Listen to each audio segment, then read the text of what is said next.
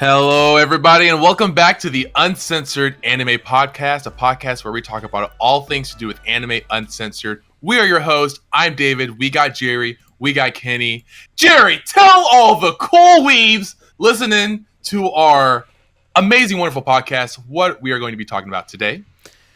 Today we are doing a follow-up on an episode that we did last year, which is the current state of Shonen Jump, the Weekly Shonen Jump Manga magazine that often has the most popular manga series in the world running in it. We thought it would be a lot of fun to go back through the series. There's been quite a few shifts in the actual mangas themselves, what's actually present, and a lot of the situations for some of these mangas have shifted pretty dramatically as well. And we thought it would be interesting to take to take a full podcast to go back through this. About 2 hours. Yeah, probably about 2 hours, depending on how long it takes. But to go back through and talk about all 20 of the series that are currently running in Jump, because 2022, since the flip from 2021 to 2022, the same 20 series have run in Jump every week. So far in 2022, we've had the same series, although there has been some interesting news that developed literally like 2 days ago about one of the series.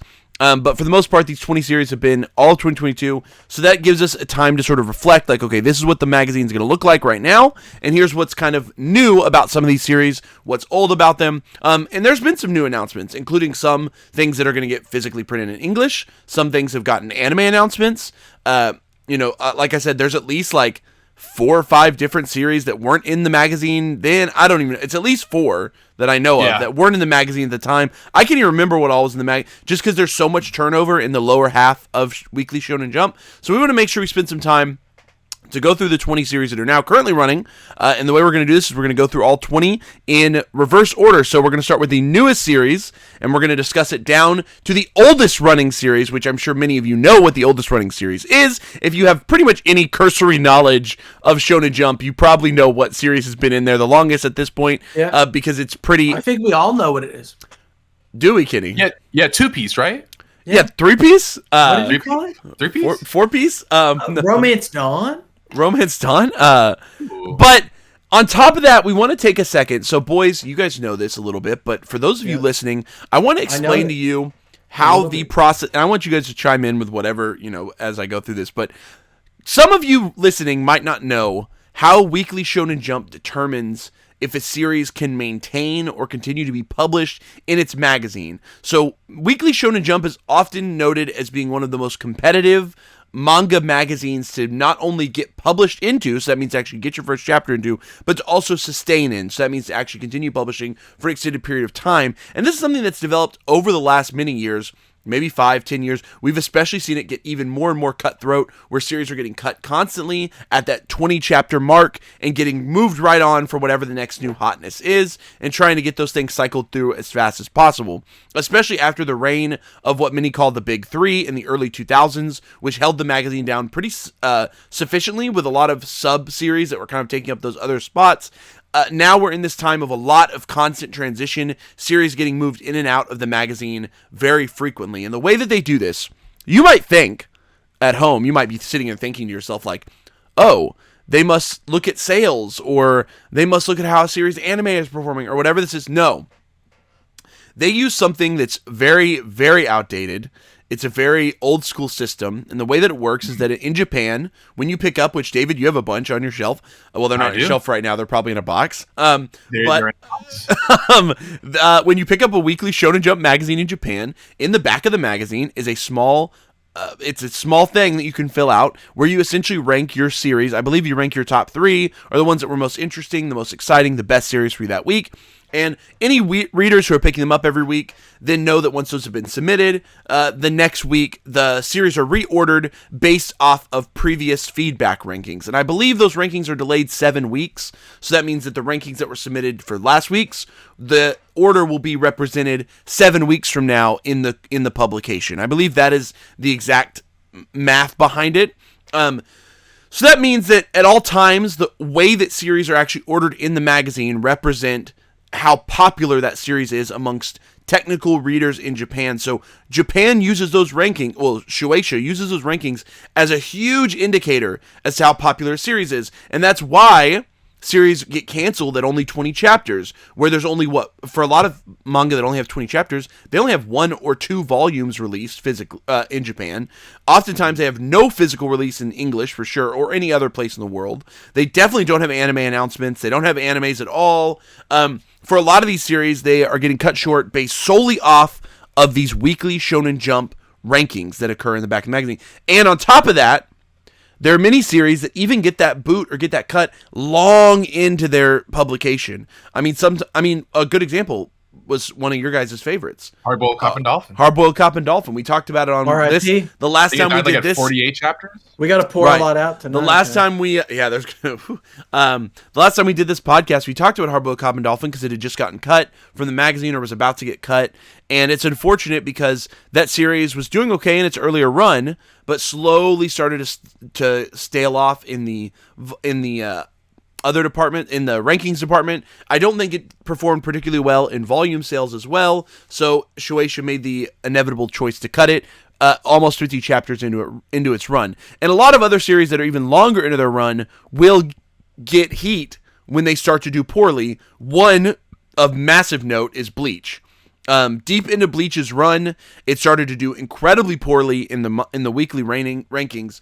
But the difference with Bleach is that Bleach had brought in so much money for Shueisha that they told Kubo, "Hey, you need to wrap it up," but they didn't tell him how quickly. So he's pretty notorious for essentially turning his last arc into like 6 years. Yeah, it's like this massive 6-year arc. Even though his rankings had been dropping pretty significantly, he was not really holding himself up anymore. Sales for Bleach were way down at the time. Bleach is a great example of how if a series can prove itself long enough, Shueisha will still give it the time and space to wrap up on its own accord, or at least have a little bit more time to wrap up. Another good example, Ice Shield 21. Kenny, I'm sure you remember that series. Ice Shield's final arc. It felt like for Ice Shield that they asked them to continue to go, and I felt like Yusuke Murata and Rishiro Inagaki had kind of written a conclusion, and they were like, "Hey, do you want to keep going?" And then the final arc was kind of really bad. And they asked them to finish. Yep. And it's weird. It does happen like that as well. Yeah. Dragon Ball, for example, is like the reverse. Dragon Ball, where they push them a lot. Hey, keep going. You guys are doing great. Then the stuff peters off, and they still say, "Hey, wrap it up now," which is ridiculous sometimes. Reborn's actually an example where they were actually in their final arc, and the numbers started to go down, and they did end up having to just peter straight off and just finish the series. That one they got to wrap up its final arc, but that's pretty much all they got to do. And Reborn has a solid conclusion. Right, the author still got that time and space to wrap it up, but I definitely think that series would have gone longer because it was riding a pretty big popularity boost at the time. Ended up hitting that wave. Toriko, I think, also ended up having a slow peter down of popularity, where when it was in the 100, 200 chapters, it was massive, it was huge. It was Toriko is one too. People were putting it in this third of the big four almost. It was kind of in that. It was this weird, and then slowly it just petered into oblivion. Toriko felt like they had made the story too grand. Right. They were like, okay, there's no end in sight. Right. And then it was are you sure? I think we've talked about this too, where it's there really hasn't really been a great, at least in Shonen Jump magazine, the series that run in there, their endings are usually not the best. Right. Because of how it's kind of being handled with Shueisha kind of just saying end it. Hey, not really giving the author, the mangaka, the real choice to end it when they want to. Right. Spoilers for Toriko, but if I remember correctly, at the end, the last couple of chapters, the female love interest, I don't remember her name, it's just Toriko, will you marry me? And he's and it's literally 2 panels, and he's yes. And then the end is a wedding. Yeah, something like and you're that. And you're what? One, Toriko doesn't finish. Nice build Toriko doesn't finish his that tracks. His course or whatever, and then it's also we never got. It's tough. There's a lot. Okay, so that's kind of the nature. This is the nature of Weekly Shonen Jump. Demon Slayer is also in that sort of category where it was We've talked a lot about that's a really popular one. Yeah. One thing.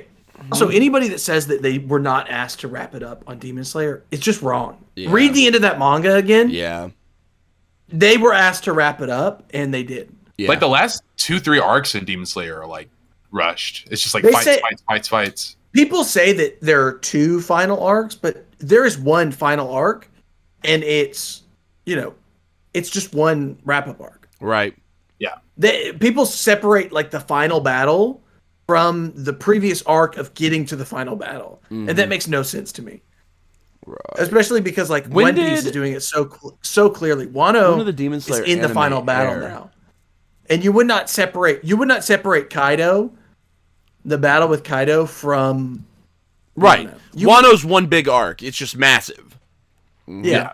It's been going for like the last 5 years. Some people have broken it down into some chunks, but for the most part, it's one giant arc, and it's now the longest arc in One Piece.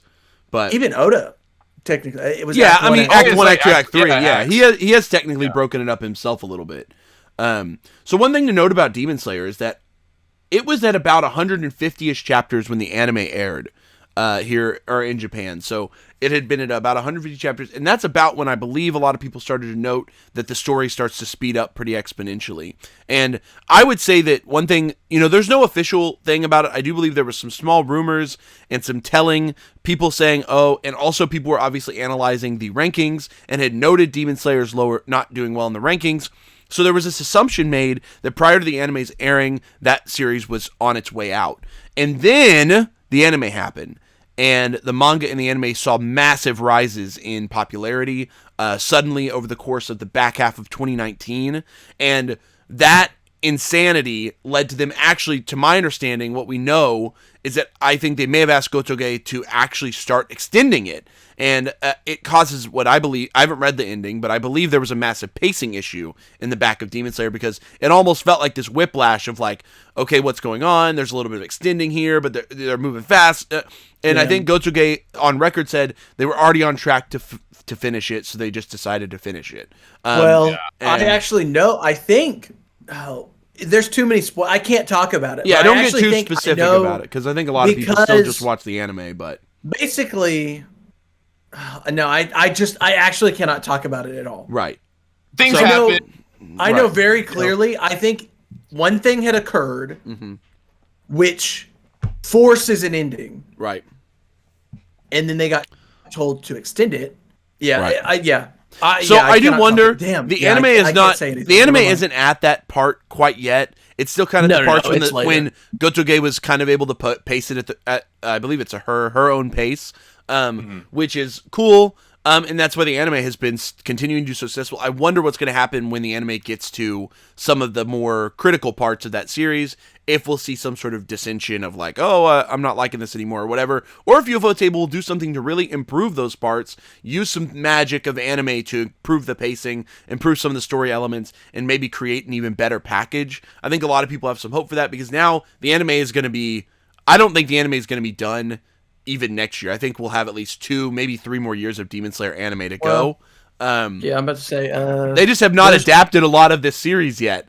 And so there's a lot on the table. I'm about to say there's another arc, and then another arc, and then... There's like 3 arcs. I'm about to say, then the final arc. Yeah, then, I think then the this final arc, which is technically 2 arcs. I think this arc is going to land us right around the halfway point of the whole series, or close to it. I think is where it's going to land us. But, I think one arc is a little much shorter, and then the final arc is all battles, so it could also be very, very short. Right, and so we're getting this Demon Slayer conversation out of the way, because it is not one of the 20 series running in Jump right now. Demon Slayer's been canceled from Shonen Jump. Okay, it was concluded in 2020 is when that series concluded, and all the physical volumes were printed in 2020. So it's been quite a while. I mean, it's now been out of Jump for over a year now, and it's still obviously a huge part of the zeitgeist, the conversation in anime and manga right now. Demon Slayer is still running because there's so much happening with its sales numbers. It had sales that were off of the charts, unimaginable, set tons of sales records for that series, blah, blah, blah, blah, blah. Demon Slayer is going to be a big part of the conversation, and I would not be surprised if Gotoge is working on some sort of revival second series at this point, under just Shueisha probably telling her, like, we need more. Like, at this point, people want more. And so I wouldn't be surprised if we'll get more from Demon Slayer in the future. Whether or not it'll actually run in Weekly Shonen Jump or not, I'm not fully sure. I could see maybe a Jump Plus series, kind of like Chainsaw Man. or something like that, or just something totally outside of that, and Shueisha publishes it somewhere else. Beside the point, that's kind of how the manga rankings work for Weekly Shonen Jump. So what we're going to do as we go through each of these series is we're going to inform you guys of the average ranking of the series as they stand right now, out of 20. Go, David. So before we get into this, before we start talking about the current, iteration of Jump, let's take a little break. Let's do a little bit of reminders for you all listening. So we're on Spotify. Oh my God! You can watch us on YouTube. No matter where you watch us, where you listen to us, please make sure to leave a comment of what you think of the podcast, of what you think about what we're talking about. On Spotify, they have ratings available now, so please don't forget to leave a 5-star rating because we know that you love us if you're listening. Yeah. We have good content. And we appreciate you listening. And it's Jerry. What's the first one? Oh damn, David, damn. Okay, he's right though. The shill is out. Spotify, Apple Podcasts, wherever you listen.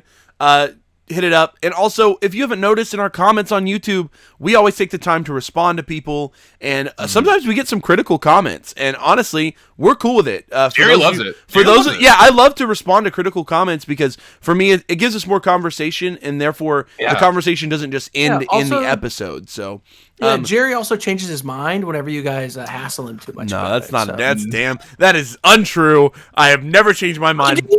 I do want to say right now. Untrue.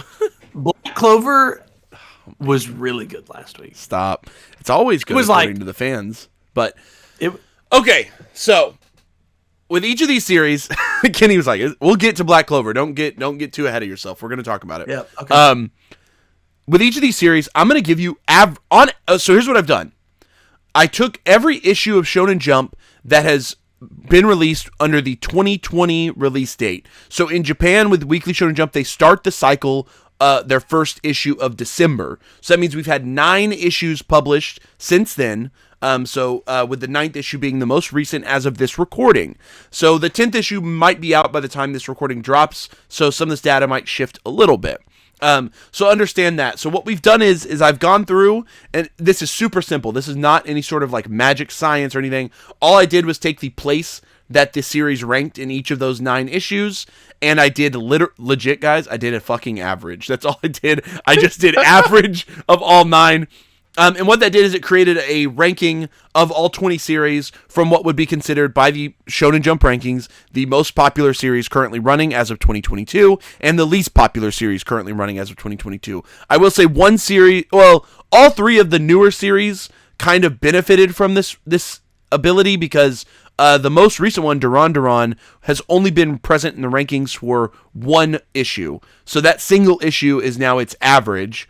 And obviously Protect Me Shugomaru has only had 2, and Aoshimon only 3. So all 3 of those may have benefited a little bit from this ranking, and we may actually see those numbers shift pretty dramatically because oftentimes their first 2 or 3 chapters, people are just hype about them, so they kind of rank them high, and then we see drop-offs around chapter 5 and 6, where we see them start to hit this floor and kind of level out. So obviously know that as we talk about these 3 most recent ones, their rankings may have been a little bit shifted for us. So David, the first series obviously we're going to talk about, you've actually got you have the list pulled up of when they released? Yep. Okay, so you would know, David, the first series that we're going to talk about, what is it? Duran. And let me go ahead and Kenny, you're pouring one out this early for it. You're already saying Kenny's making a predictive. Oh, I'm saying Duran all of us will not still be running in Shonen Jump. I've read most of what's out. I think I'm only maybe a chapter or 2 behind. Chapters. I've only read 5 chapters. So I've been trying to keep up with it. What do you guys think so far? Do we need to give a brief synopsis? Listeners at home, we'll give a brief synopsis. So hopefully that's not too annoying. The brief synopsis of Duran is there's a main character. I can't ever remember his name. But essentially, Dora, I think it's his name. Dora. I think his name is literally Dora. Yeah, so he wants to be like a samurai, which samurais, they vanquish yokais or whatever they're called in this world, spirits, and they vanquish them and they're seen as like bad. There's like some weird racial tension is the word I want to use. But he doesn't have any spiritual power. And in the first chapter, he meets a spirit. What are the spirits called? I can't remember. I want to say they are just called yokais, but they're called Mononoke. Mononoke, thank you. And he meets a Mononoke that is good, that has like a good heart. They team up to vanquish other Mononoke. As of now, they've now kind of come under the tutelage of a more experienced samurai lady that is also kind of, he's got some weird interest in her. There's some weirdness going on there. I think there's probably some aspects that will come out. Maybe romance? Yeah, maybe a little bit, but I don't think it's going to be super relevant.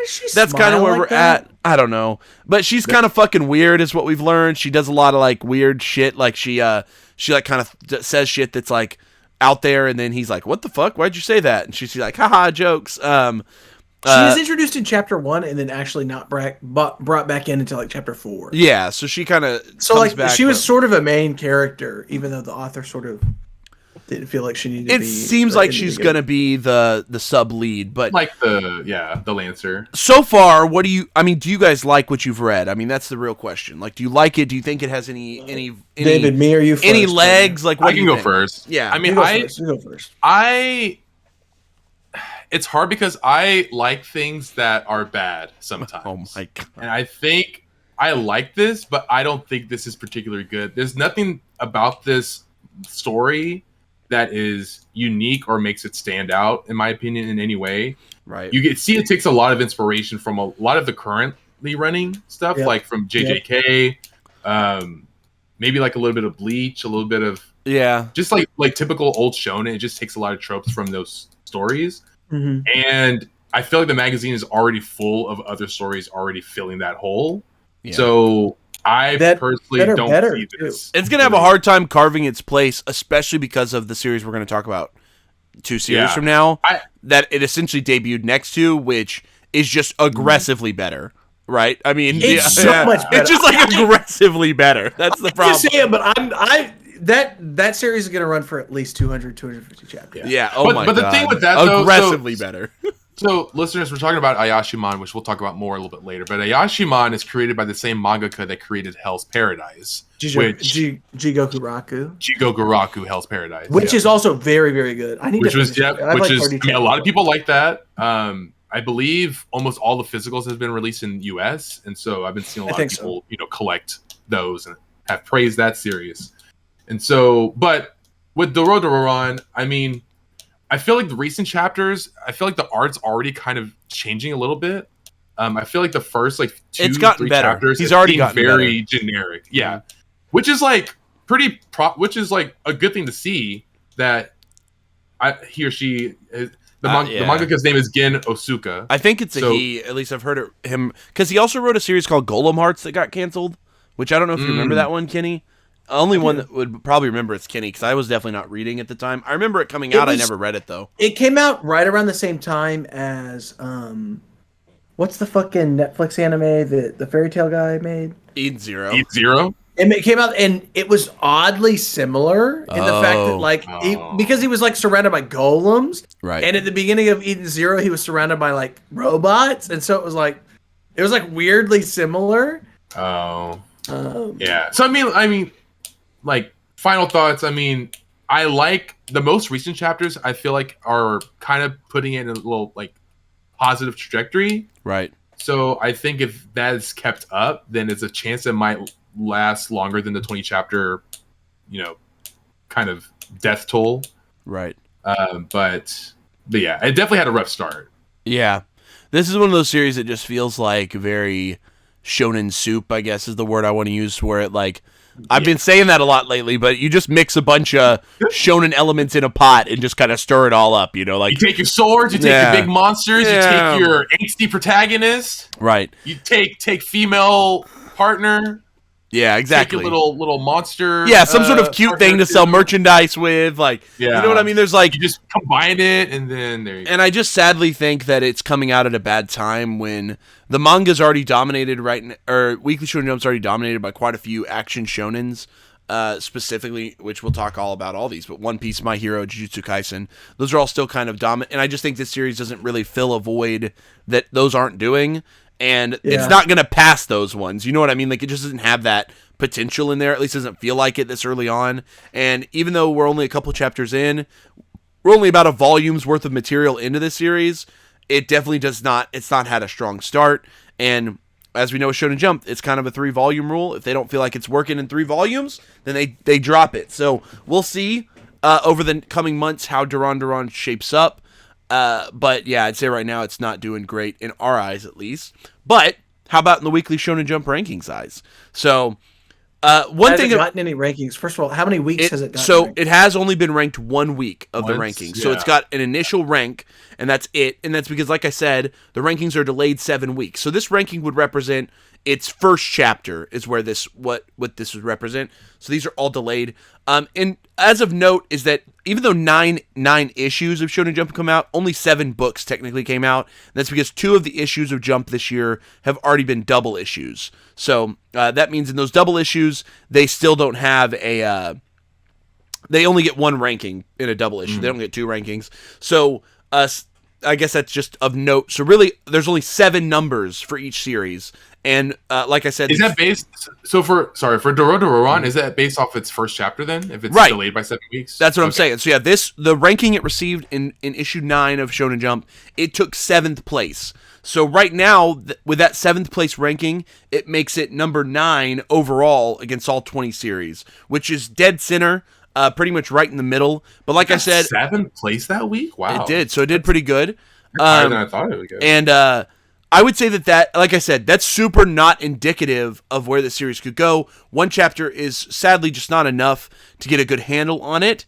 So just know that as a listener, like this is not super indicative. So we're going to see over the next coming weeks what other places it continues to take. But it was off to a good start. The first chapter did pretty well, and we'll see how the rankings. But we've seen a lot of times, like looking at Red Hood, which is another one that was recently canceled, and its partner Neru. Both of those had really strong starts. They both ranked like 3rd or 4th their first week. And then their following weeks were like last place or second to last place every week for consistently. Literally like for 15 weeks straight. So even though it had a great opener, it proceeded to have really shitty back numbers. So we'll see what happens with Dororon, which I think we might see a similar effect here. So series number 2, David, what would be yeah, I think I know what's next, but you got it. Protect Me Shugamura. Shugomaru. Shugamaru. Kenny's favorite manga. No. This one's gonna get canceled. I don't know. Comedy mangas, I can't ever tell. Comedies It's can hard. persist. That's all we know. Comedies can persist for a long ass time. Did any of us read? Has anyone caught up on this? I'm definitely not. I've only read the first 2 chapters. I read chapter 1. I've read 1 and 2. Kenny, did you read any more than that? Had some chuckles, but that's about it. You read 3 or 4 chapters? Okay. It's just, I don't know. Comedy mangas blow my goddamn mind, okay? I don't know what. So, as a basic premise, David, I don't know if you want to hit us with the premise since I did the last one.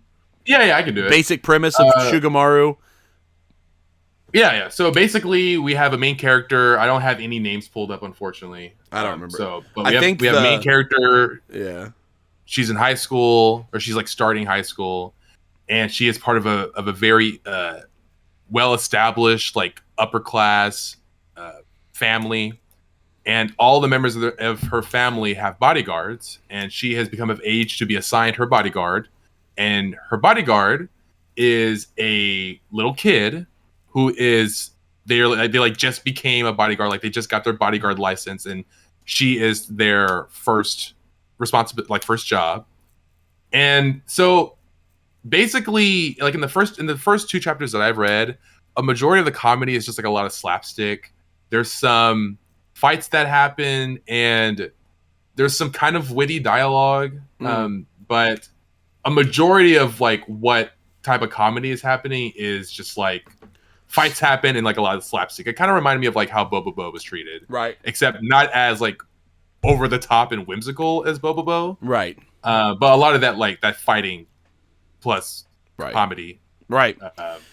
And that's pretty much it. And so he follows her. He's her bodyguard. She's going to school. She's trying to get a boyfriend, and he's keeping her from getting those things. So, yep, that's it. That's it. I don't even know if there's much to say about this series. Shugamaru is very standard gag manga formulas. It's pumping them out. And for some reason, Japanese audiences actually seem to like these types of series for the most part. And they don't generally rank them at the very bottom and because of that, gag mangas can last a long time without anyone ever really knowing about them. You know what I mean? Like, they don't ever seem to gain traction in the United States, and you know, we just don't like even get an idea of these type of series because Japanese humor also doesn't seem to translate well, which is a running issue where even the most popular gag manga of all time, Gintama, has had no success in the US, or tough success. It's really not done as great as it could have, and there are still some valid fans of the series in the US for sure. And I think Shugamaru just falls right into that zone. I don't see this being a series that gets printed in English. I don't think this series will get much readership in the English-speaking audiences. And if it gets canceled in 20 chapters, that wouldn't surprise me. If it gets canceled in 100 chapters, it wouldn't surprise me. You know what I mean? Like, this could go on forever, or it could get knocked off really quick. So, the thing is too, like, right now, Jump has a lot of comedies. Like, I think of the 26 of them are comedies, 5 or 6 of them are comedies, right? And that are like gags, and that kind of feels like a lot. Yeah, because there's no sports series, there's no and we'll note that one series the one series that we have talked about today that did get canceled, which we don't, we'll get into it in a little bit. We'll get into it. Is a gag series, so that does make sense to me. So but it would definitely.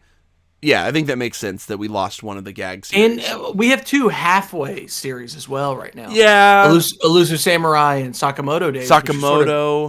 Which are Mission action comedy. Mission Yozakura Family is kind of in that zone. It's also got some comedy. It's more of a battle show than it is. But also Sakamoto has definitely sort of, reborned itself where it has become very clearly a battle shonen. Oh yeah, I think Sakamoto's really not a comedy anymore. But yeah, well, it's still very funny though. Yeah, it's not a traditional gag manga, and to me, that is correct. We'll get into more of like which traditional gag mangas are still running in the magazine. Which to me, there's really only, straight up, there's only like 4 right now that are just like straight gag mangas.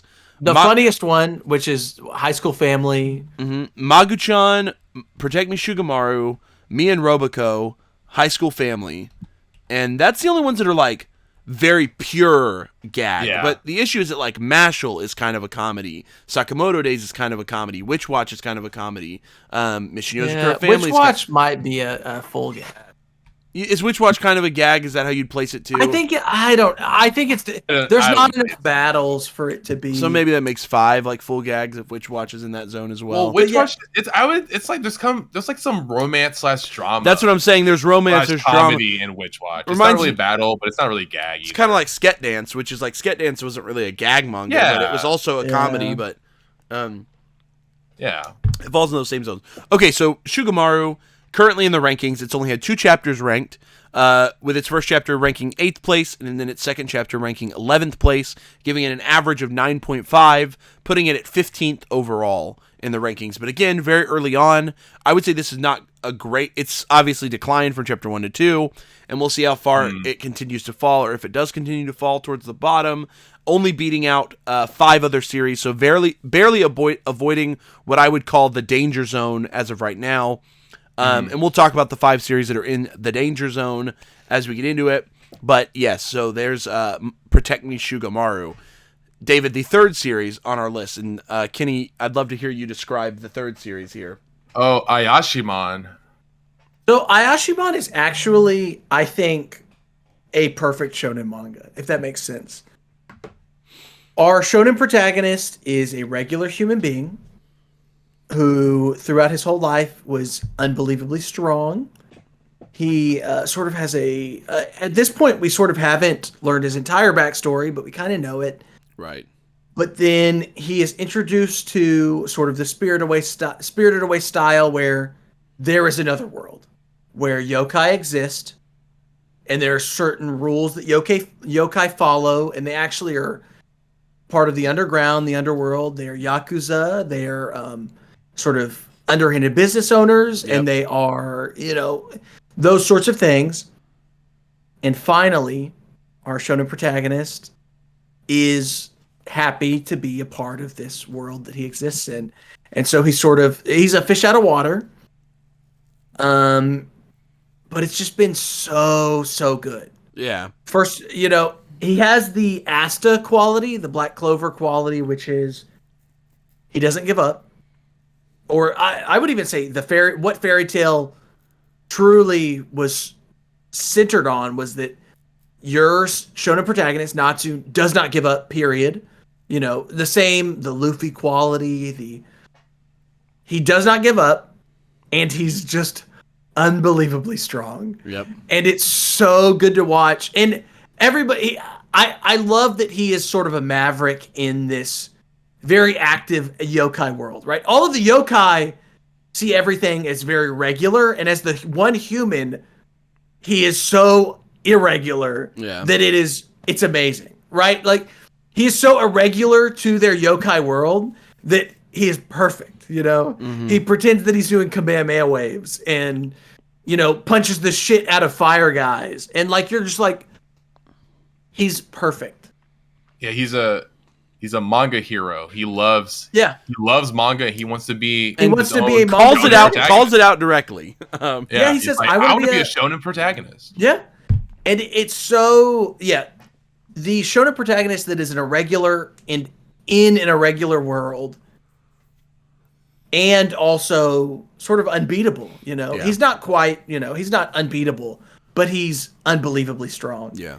And I think that is something, I don't know. Yeah, it's just very, very good. Ayashimon is very, very good. And I think that we're going to be reading Ayashimon for 250 chapters. This manga will run until it's ready to be done. Until it's ready to be done. It had the perfect setup. Yes. A very interesting, like, setting and, like, characters. Yeah. It had a really great start. First chapter, we were all like, ooh. What sets Ayashimon apart from, like, Eden Zero, Black Clover, some of these other things. What sets it apart is that it's got this goofy shonen protagonist, lead character, yada yada, but he is like wrapped up into this very quickly evolving like socio and political world, like the underground of yokai. Even in the first, what would be like the first volume's worth of material, you immediately are introduced to like layers to the way that people interact with each other. There's hierarchy. There's a police force. There's individuals that are ruling class that are taking advantage of other yokai. There's so much in what you call that. I mean, it's world building. It's impressive world building that you as an audience member, sure, the lead character is this goofy beat 'em up, but you can already tell there's going to be a socio and political theme that begins to become sort of like pervasive in the background of this story. I mean, one of the latest chapters I read, I think I'm a couple chapters behind, was when the like crazy fucking demon like kidnapped the princess lady's like underling and is like abusing her or beating the shit out of her pretty much to get information, but it turns out he's also just fucking crazy. And there's like layers to all of this that makes you go like, oh damn, that something like, or that I've seen, like something like Eden Zero, Fairy Tail, some of these other shonens just don't even care about. They don't even attempt to layer in any sort of world building like that. Instead, they just want to throw punches and try to explain shit away later. I mean, we all watched the first part of Eden Zero, the anime, pretty recently. And it's that's literally like, that, just him beating the shit out. Yeah, there's just there's no attempt to build out some like anything that's pervasive, any qualities that make you go like, this is stuff that's happening in the background. This guy is our first antagonist we're introduced to, but we've already sort of been introduced to each of like almost like 6 or 7 major players in this world, and that's what we need. Yeah, and our protagonist sort of does not give a shit, and that's like, okay. Yeah, he's like, I'm just gonna beat the shit out of everybody. What do you mean?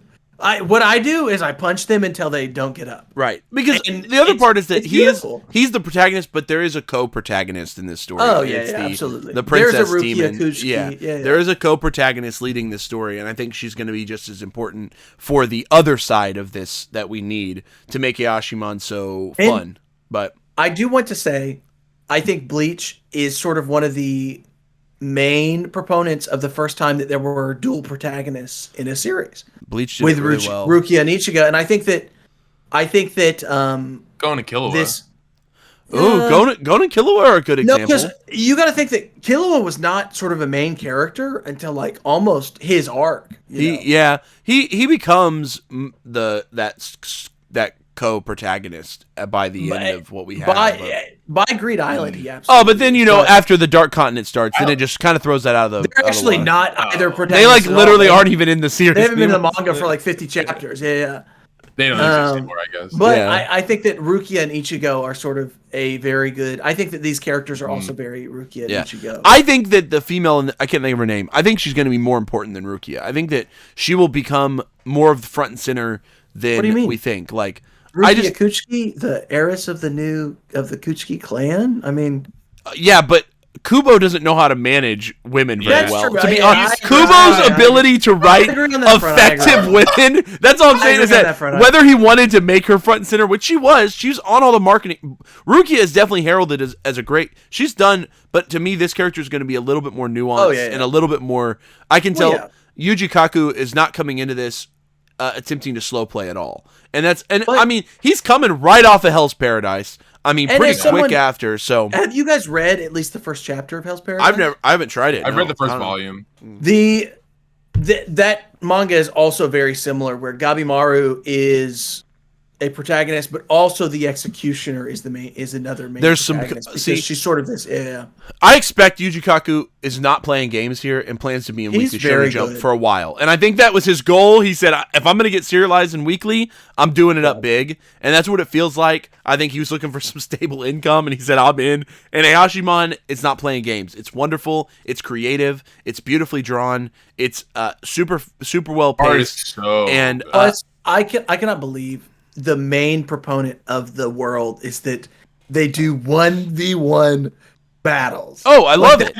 I love when they set that up, though. That was awesome. I already know they're about to do some we're actually going to do a 3v3 battle, and we're going to go full tournament, it's going to be ridiculous. Yeah, there's a lot of bare knuckle brawl opportunities coming up. I think that action is going to really shine as this series goes on. Beautiful series. I think we're all vibing. What do you guys think about the Scott Pilgrim aspect of this manga? They bust into the coins. They bust into coins. I love it. I like it. So creative, and it's so colorful, and just I said colorful if it's not black and white. What the fuck?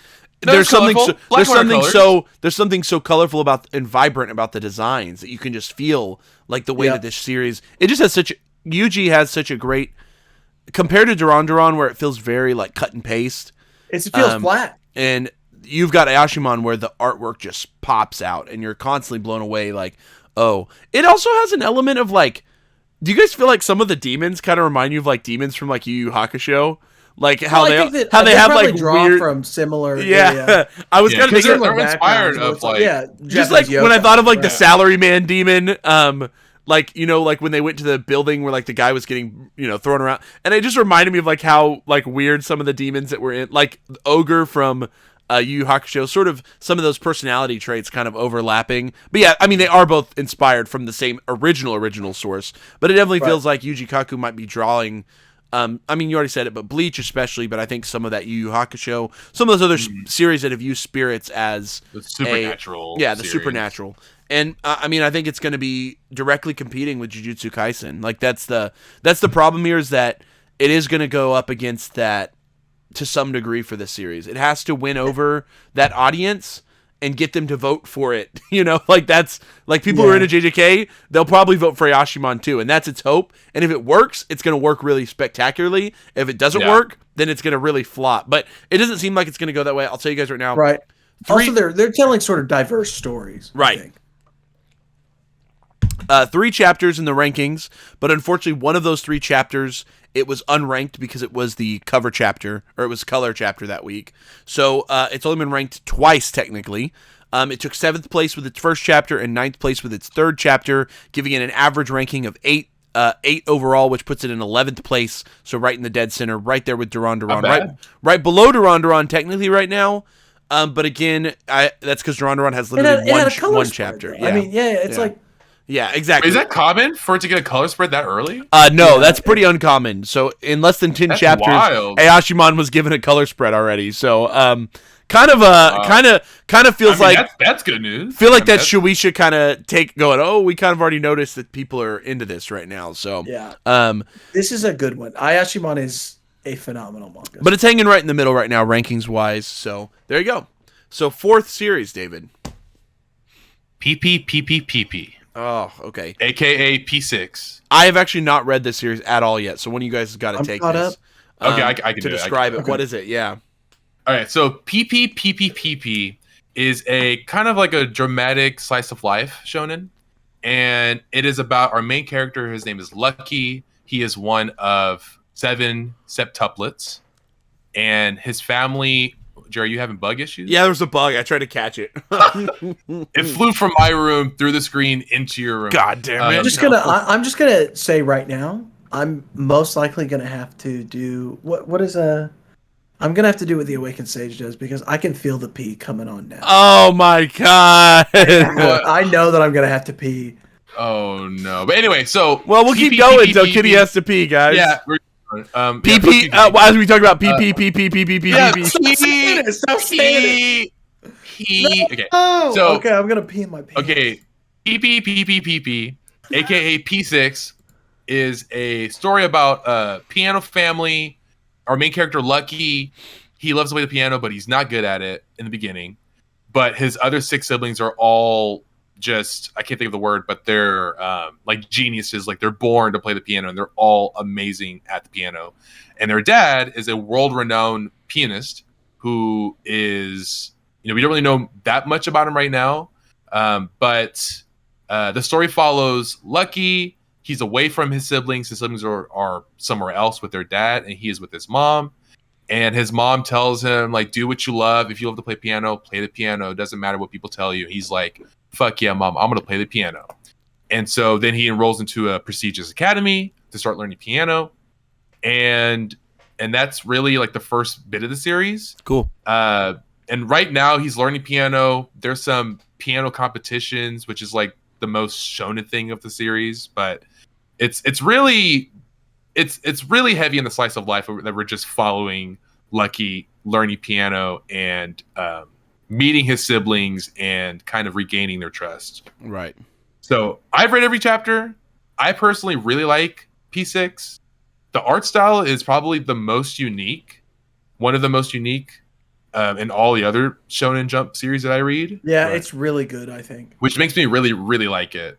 And I mean, other than like the art style, the characters are interesting. There's a lot of like really some heartfelt dialogue that Lucky has with his siblings, which is nice. Right. But there's like maybe like a little bit of comedy. Yeah. About it. I think this is the only. This and I guess Witch Watch is kind of. Well, no, that's not really a slice of life. I think this is like the only like kind of true slice of life in the magazine. So it's very unique in that way. It's also like vaguely sportsy. Yeah, in its style. but pianos. It's got sports shonen qualities. Right. So, but pianos, pretty much. Yeah, Which he is meets cool. He befriends other people that are in the school learning piano. So there's there's a lot of competition. Right. In the same way that like Food Wars wasn't technically a sports manga, but there were elements of sports manga present in Food Wars. It was also very ecchi, but there were some Food Wars sports elements. I haven't read it at all. It doesn't interest me at all. It's really not one that I've had any interest in. So, but both of you guys are caught up.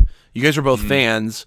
I don't know, anything additional you guys want to add about it? Because I just doesn't. If it's a music series, I would rather wait for it to get an anime. I don't think the series will ever get an anime at this point, based off of what's happening with the rankings, which I'll explain in a minute. That's what sucks, because this would be so well adapted into the anime. I think manga definitely limits its potential. Right, the manga form limits it, but yeah, I mean, I don't know if it's ever going to get to the possibility of being adapted. Right, so, right. Which is unfortunate, but. So, Kenny, what do you think? Kenny, any additional thoughts on PP? I really like it. That's just it. I really like it. I really am upset. If it does get canceled soon, it feels like, we've met 2 of 6 sort of characters that are meant to be very interesting and very, very big, round characters. And I really do like the art and the way it's sort of been shown so far. And I do think it's just going to be translated so much better into an anime.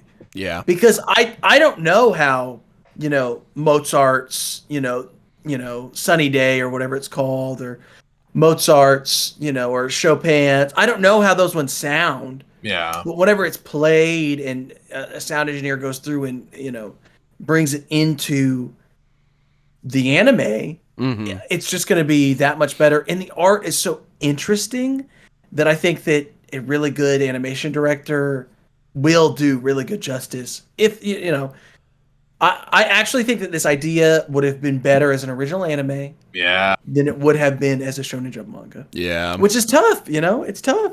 Sometimes there's a really cool thing in the series whenever like Lucky or his siblings or anyone that's like really really good plays a piano. Everyone that's listening that's like that understands music at a high level, they're like instantly transported to where the player wants them to be.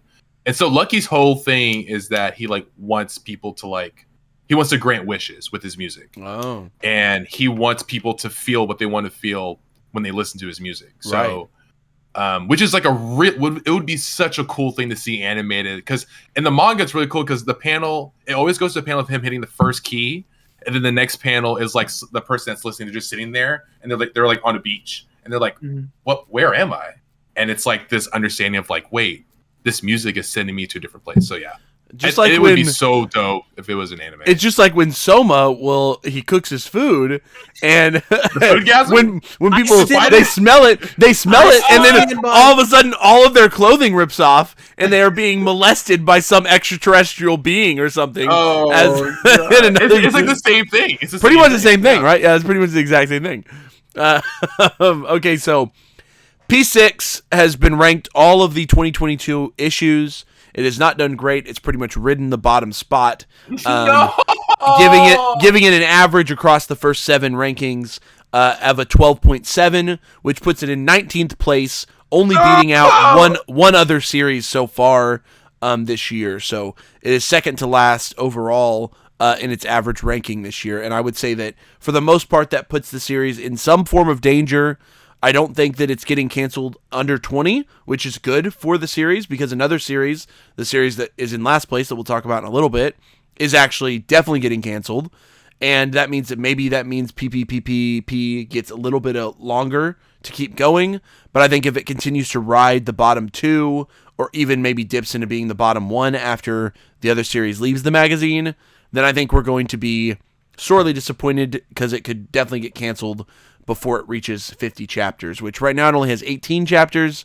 Again, it seems like it'll survive the under 20 curse, but I don't know if it'll make it for another, 2 or 3 months if it continues in this trend. But certainly it could start trending upwards, and then all of a sudden it could raise a little bit, and we might have some good things to hear from that. But as of right now, makes me so sad. It's riding the bottom right there with David's favorite Candy Flurry from last year. No, I'm sure. I unironically enjoyed Candy everything Flurry. You love must die, David. Oh my god, I enjoyed I Tell C. Yep, that got canned. I like that one, but it was, I don't know, it was tough. Okay, it made sense. So yes, PPPP is the first of our unfortunate bottom 5, and I think that is the danger zone, and we will talk more about the other 4 in that bottom 5 soon enough. So let's move on, David. What is the next series? Blue Box. Ooh. Kenny or David, have either of you guys? Because I also haven't tried Blue Box yet. I'm not fully caught up. Oh, I read it every week. What's the initial concept for Blue Box? So Blue Box is it's really the only one of the true sports series right now. It's about it's more so romance than sports, but it's also sort of the only true romance series. It's definitely the only real romance series running. It's the most romance and the most sports series in the magazine. So Blue Box is about our 2 main characters, girl main character and guy main character. Guy plays badminton, girl plays basketball. They're both in high school. Our guy character is a year younger than the girl character. Taiki is the guy, Chinatsu is the girl. Mm-hmm. And something happens to where Shinatsu's family has to travel overseas. And so Taiki from a distance has watched her, and before the next thing that happens, they kind of talk a little bit. But he's definitely crushing on her hard. And apparently their moms are friends. And so while Shinatsu's family moves overseas, her mom's friend, which is Taiki's mom, allows her to live with them. Mm-hmm. So now Taiki's crush is living in a room next to him, and he's like, "Holy shit! How do I do things? How do I do things?" And so right now, I think the series has been very popular in Japan. I think it just hit chapter 33, 34. Yes, sir. And it is doing very well. It's really interesting because every chapter ends with a cliffhanger, which is really interesting.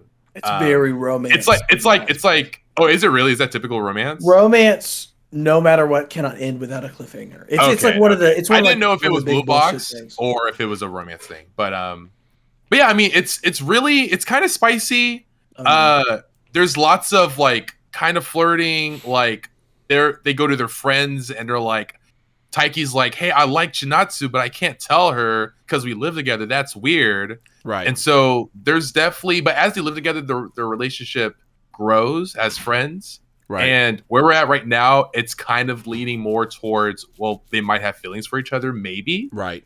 And so, yeah, I mean, I'm a big fan of it. I've liked it ever since chapter 1. I've been reading it ever since it came out. Jerry, how has it been doing in the rankings? Okay, so let's talk about it. So Blue Box, oddly enough, not a lot of people in the English manga sphere that are actually talking about it. I feel like a lot of people kind of jump over it, but essentially since day one, the series has been an instant hit in Japan. It's been incredibly popular. The last 7 weeks that we have here that we're looking at for 2022, it was out of the magazine for one of those 7 weeks, mainly because of a color spread, and I think it was actually a cover spread, if I remember correctly. One of the 2022 covers is Blue Box, I think. Yep. They had a spread. So over the other 6 chapters, it averaged a 5.33 ranking, which puts it at 6th place overall, which is incredibly high. It essentially means this series is constantly in the top 1/3 of the magazine every week. And I am under the impression that it's essentially been like that since its debut in the rankings. Yeah. So this is a series that has only continued to get 7 months ago, which is wild.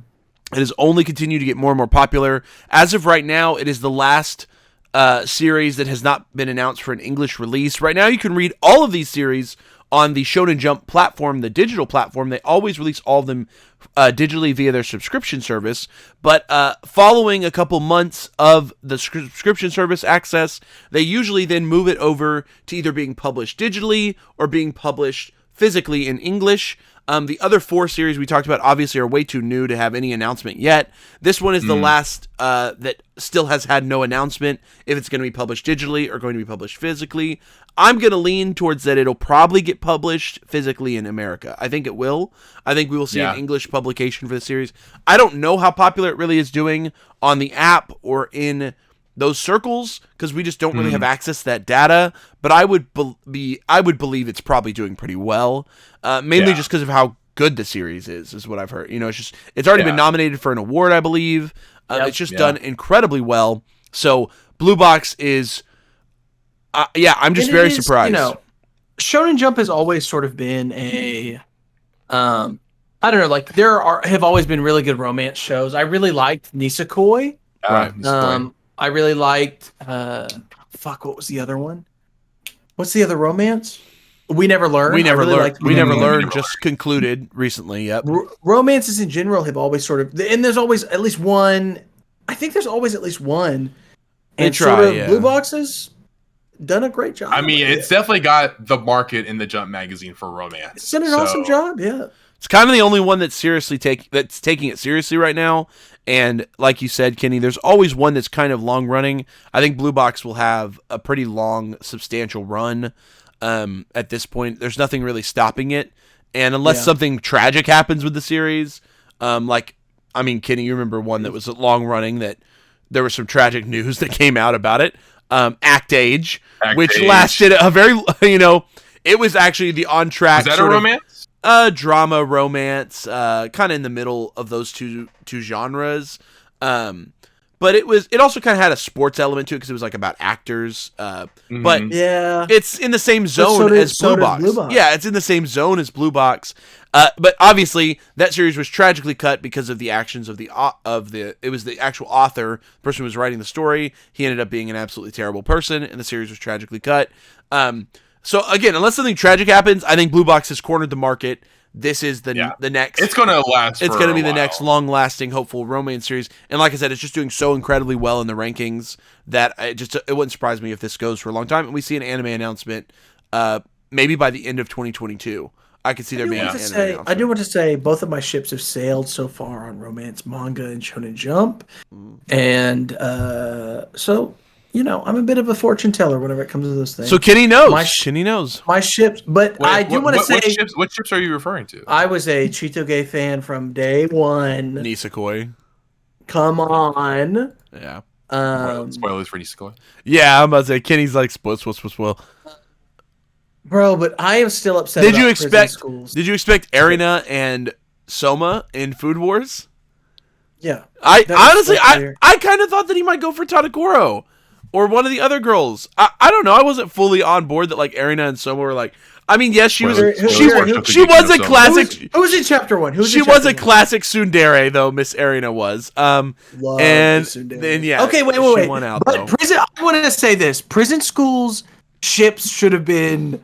I was a Hana Kiyoshi. Spoilers for Prison School. Stan, a mad Stan, and I realized too late that was just a hentai manga and not a manga about. Yeah, I was like, Kenny, come on, man, it's Prison School, dog.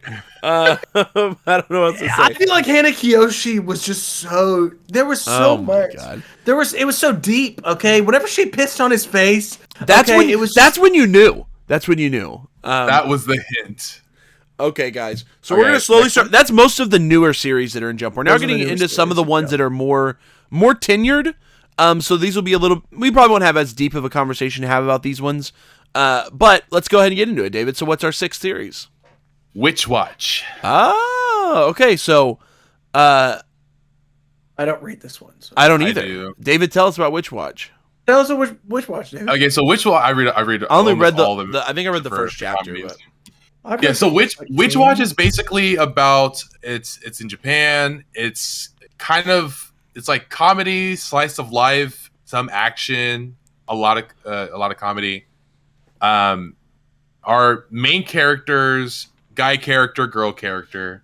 I don't have names. Oh wait, I do have names. So Nico, who is a witch, and Morihito, who is an ogre. Nico is basically she just finished like learning to be a witch. Right. But there's still some like tasks and challenges that she has to do to become a full-fledged witch and to practice her abilities in the real world. Right. So she is her and Morihito are their childhood friends. But Morihito is an ogre, she was a witch, and Morihito is basically kind of like a familiar to Nico, meaning that he's like her protector. And so and that's basically the premise of the show. And so they both go to school. They meet they introduce a lot of characters. They introduce like I think like a hawk, like a bird character, and who also becomes like a familiar to Nico. And there's a lot of the main like shenanigans that happen are that Nico thinks that there's an issue that happens. Nico's like, oh, I have the perfect spell for that. She casts a spell, makes things worse. And the remaining, chapter or chapters after that are spent righting the wrong.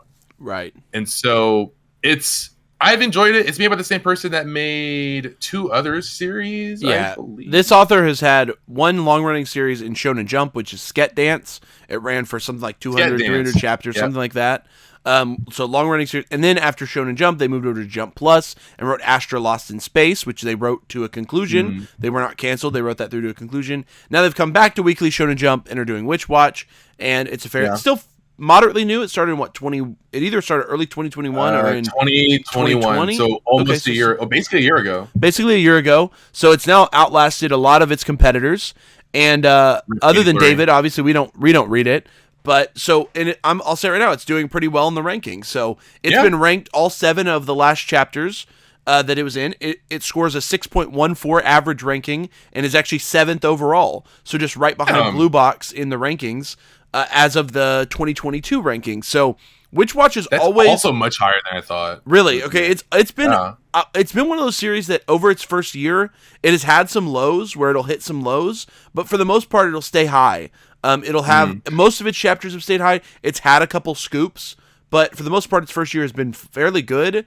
And this is another one of those series that I could see by the end of 2022, it potentially getting an anime announcement, especially because this author, both of their series have been adapted into popular anime series as well. So I think this is really funny. I think this would be much more entertaining, like adapted into an anime for sure. So I definitely could see Witch Watch getting that anime adaptation announcement by the end of the year. But what's surprising about Witch Watch is it really did not pick up an English audience, and as such, Viz has decided to only publish this series digitally.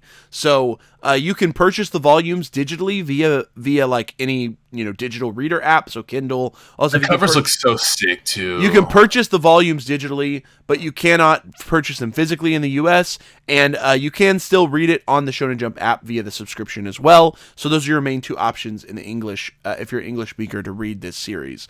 So pretty interesting. Did they ever adapt Sketch Dance and Astro Lost in Space into English physicals? Sketch Dance did not get published in English. It did not.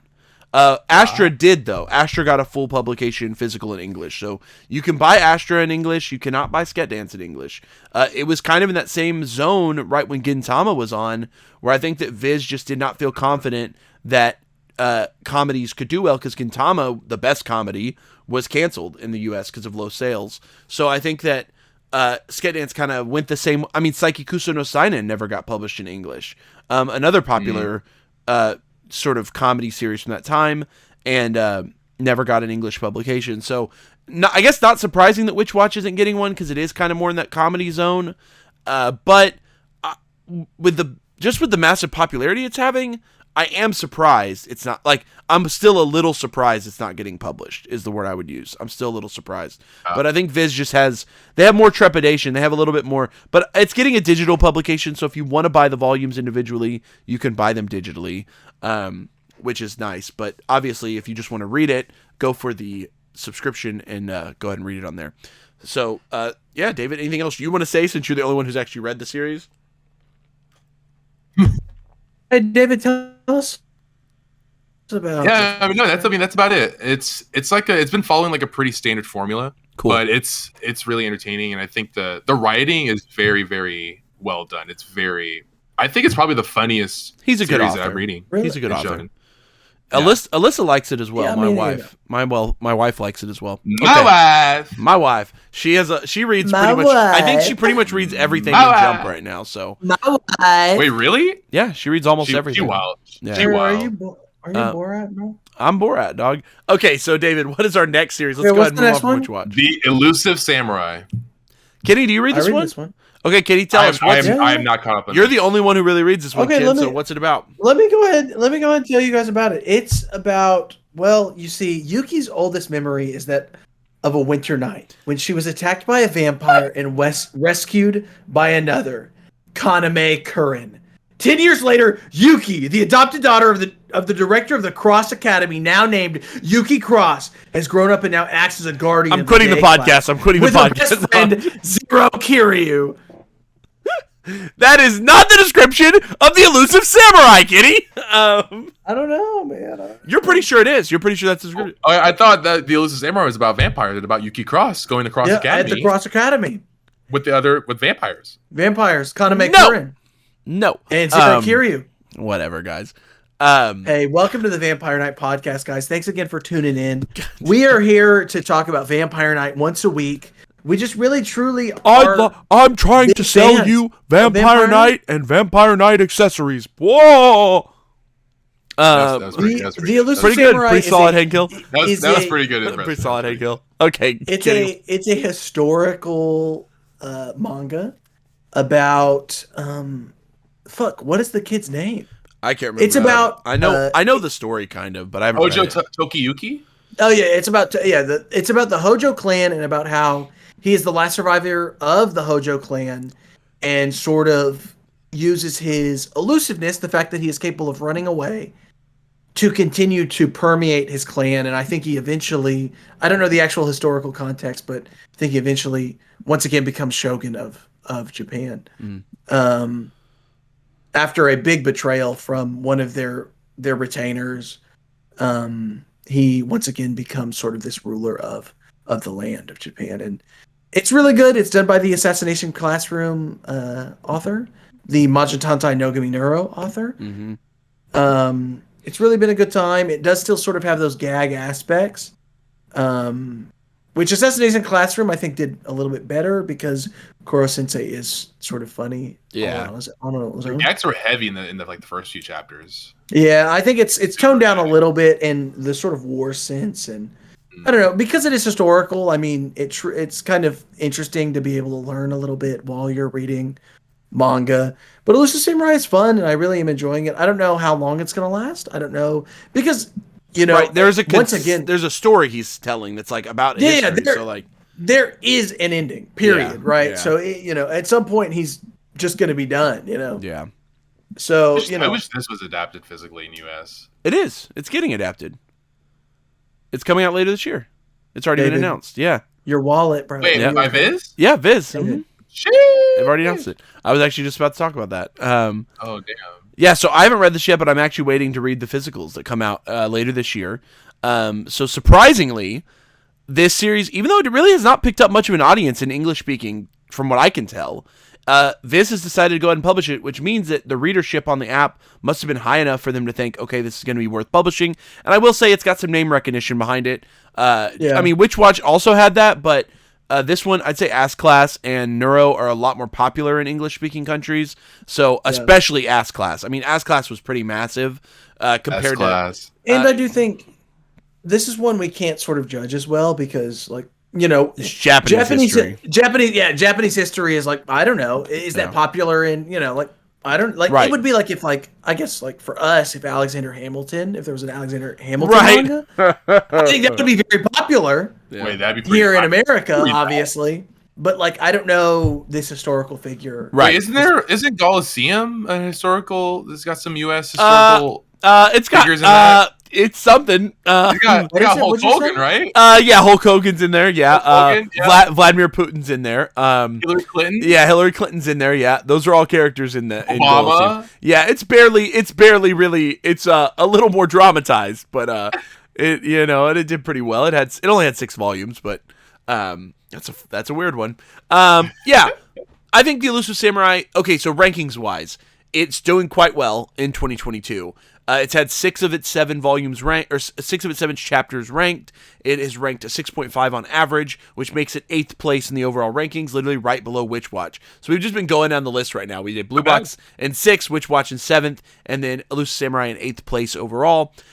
This one has done incredibly well in the rankings. I remember it doing well all throughout its run so far, and much to the surprise of English readers, because it has not done very well amongst English fans. A lot of people had dropped it, felt like it was a little boring, the historical aspect wasn't working, but for Japanese readers, it seems like it's working quite well, and we're actually getting a physical publication in the US, which kind of is not what I actually thought it was going to go digital only, just because the English audience wasn't really catching on, but surprise, surprise, we are not doing that. So I plan to pick it up and give it a shot then when we get to physicals, like I've been doing with Undead Unluck. So I enjoy it too. I've been enjoying reading it. I mean, that's just it. I don't know any of the historical context, so it's like it's so great to learn about it.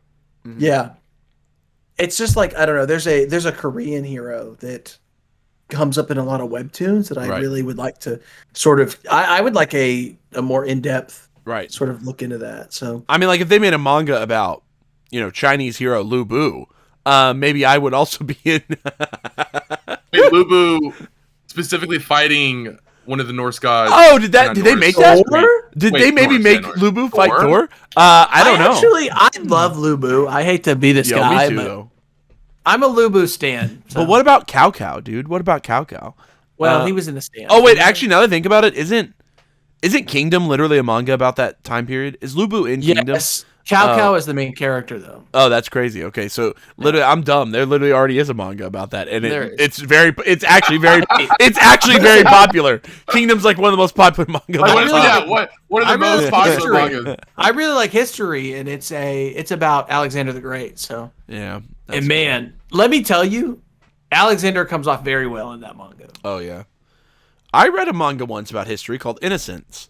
I didn't read all of it, but I read a good chunk of the first half, and it was about the French. It was like in the French Revolution, and it was about like it was like he was the son of a executioner, and he was having to like take on the job, but he like was kind of a soft boy. It's like he didn't want to kill people.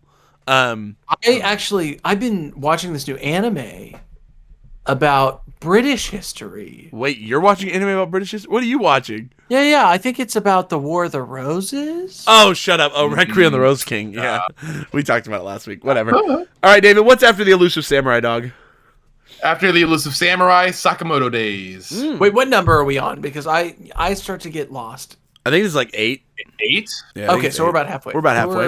A little under halfway. Yeah. Sakamoto Days. Someone explain Sakamoto Days. Jerry doesn't read any of these. I'm caught up. I'm not caught up, but I do know this one's about essentially like a retired assassin run.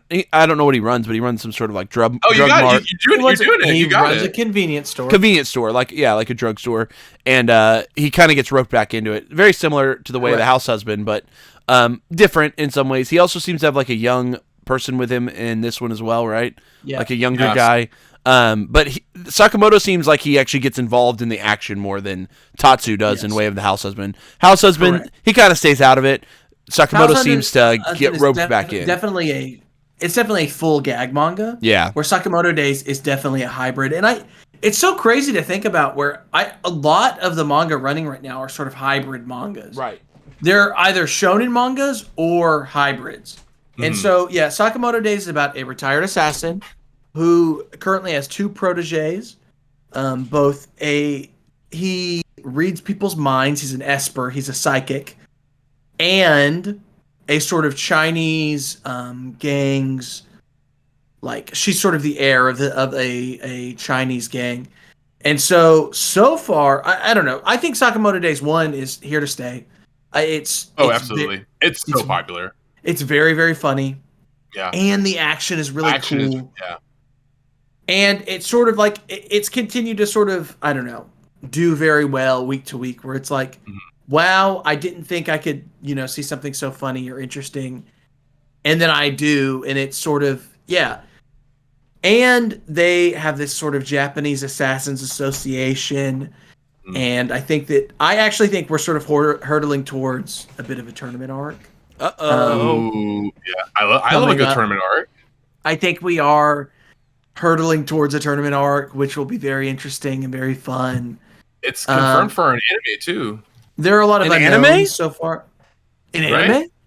Moto Days anime? I didn't think there was an anime confirmed yet. Am I lying, or I might be thinking of? David's a liar. No, I'm thinking of something else. Oh, I'm thinking of the physical manga release. Oh, that's coming. Yes, that's been announced. Yeah. The thing about Sakamoto Days. Oh, Goken. Yeah, I'm just saying it is. I think it is here to stay, and I think it's going to continue to do well. Well, I was thinking of Spike's family. You guys are about to hear some crazy shit about Sakamoto Days when I talk about these rankings, because it's very popular is the only word I'll use for it. It's very good. Currently, it is 4th place overall, so it's actually gotten color spreads twice in the last 7 weeks, so only 5 of its chapters have been ranked. And of those 5 ranked chapters, it took 1st place twice. That means it beat out One Piece, it beat out JJK. It took 1st place twice, guys. So it has an average ranking across those chapters of a 2.8, making it 4th overall, only behind the top 3, which we'll talk about those top 3, which I think you guys can probably guess what they are. But that makes it essentially I'll say this, I know its rankings have always done well, but it has slowly crept up to essentially being in the top 5 now. And it is it's more than just here to stay at this point. Big 5? I'd say that it's going to start leading the magazine in the next year. I'd say that Sakamoto Days is going to start getting a lot of front and centers. It's going to start getting a lot of push, and it would absolutely not surprise me if we get an announcement for an anime for this series by the end of this year. Absolutely. Or if not by the end of this year, by early 2023. And that depends. It depends on if it can keep this up. But it has definitely taken the lead as one of the most popular running series in this magazine. And every person I've heard that has read this series is in love with it. Every English speaker I've heard, anybody, if they've read Sakamoto Days, they love it. And I haven't gotten to, Kenny's popping a Truly. I haven't gotten to read it myself, and I don't know if I'm going to do it before the English release. The physicals. I do like to read manga physically, by the way, for those of you listening a lot. So I not sponsored. I might be waiting it out for Sakamoto Days since I'm already so behind on it. But I also might just jump in it. Honestly, if I'm bored one day, I might just read it digitally. We'll just have to see how that goes. I think there's only 40 or 56 chapters. Yeah, we're pushing 60. That's what I thought. Yeah, it's not. I think it's like that's like a day's worth. That's why I keep saying. I think for sure by the end of this year we're going to see an announcement for an anime for this series. I think. Yeah. It's just massively popular. The English release so is going to come out. It's going to add to the popularity, and it's good. Like So yeah, great action, great comedy, great characters, great art. I think y'all have discussed it. And this is a brand new mangaka, by the way, guys. So very similar to JJK. This is a brand new, unlike the last two series we just talked about, who are pretty much veterans. Even Ayashimon is a veteran to writing manga. Sakamoto Days and Blue Box are brand new mangaka. This is their first real serialization. They don't really have a lot of experience prior to these two series, so it's crazy that they're outpacing a lot of these returning mangaka right now. So shout out to Sakamoto Days. All I can say is if you're not reading it like me, you probably should, or at least when the English one comes out physically, you should start reading it, because I think this is going to be talked about in mass very soon. So there we go. And, the Viz Media app on your phone is only $1.99 a month. So, not sponsored, but if Viz, if you want to sponsor us, please, baby, reach out. We will talk about the $2 we spend every month for our Shonen Jump apps. As much as you want us to, baby. As much as you want us to, because we love your app. We love what you do, baby. Viz, give us the money, baby. We're here. Okay, David, what's next? Next up is after Sakamoto Days, High School Family Kokosei Kazoku. This is the funniest shit. An entire family goes to school together. That's the plot, guys. The cat, the mom, the whole family, they all go to school the together. Younger sister, I'm going to say the elementary schooler, the dad, the mom, and then it's just like... They look ridiculous. It's very funny. It's comedic. It's literally like plots that would be a regular high school slice of life, but about their mom, cat, or elementary age sister. Mom, cat, dad, or elementary age sister. And it's like, it's hilarious. It's so goddamn funny. I cannot believe how funny this series is. Like the most bizarre gag manga in this magazine right now. Yeah. So, not a lot to say about this from all of us. It's funny. It's cool. It's whatever. Rankings wise, it's been ranked all 7 of the last ones, and it's done incredibly middle. It is literally in 10th place. It is the dead center of this magazine, and solidified. It's the highest ranked gag manga in the. I'm about to say it is the highest ranked. Gag. It's running the other gag with only one other gag manga right behind it at its throat, and we'll talk about that one because it's one that we like to push at a little bit. But Kokosei Kazoku is pretty much the solid, and it's doing solidly. And a 7.2 is its average, with 10th place as its ranking. The one weird thing about Kokosei Kazoku is that you cannot buy it digitally in the US.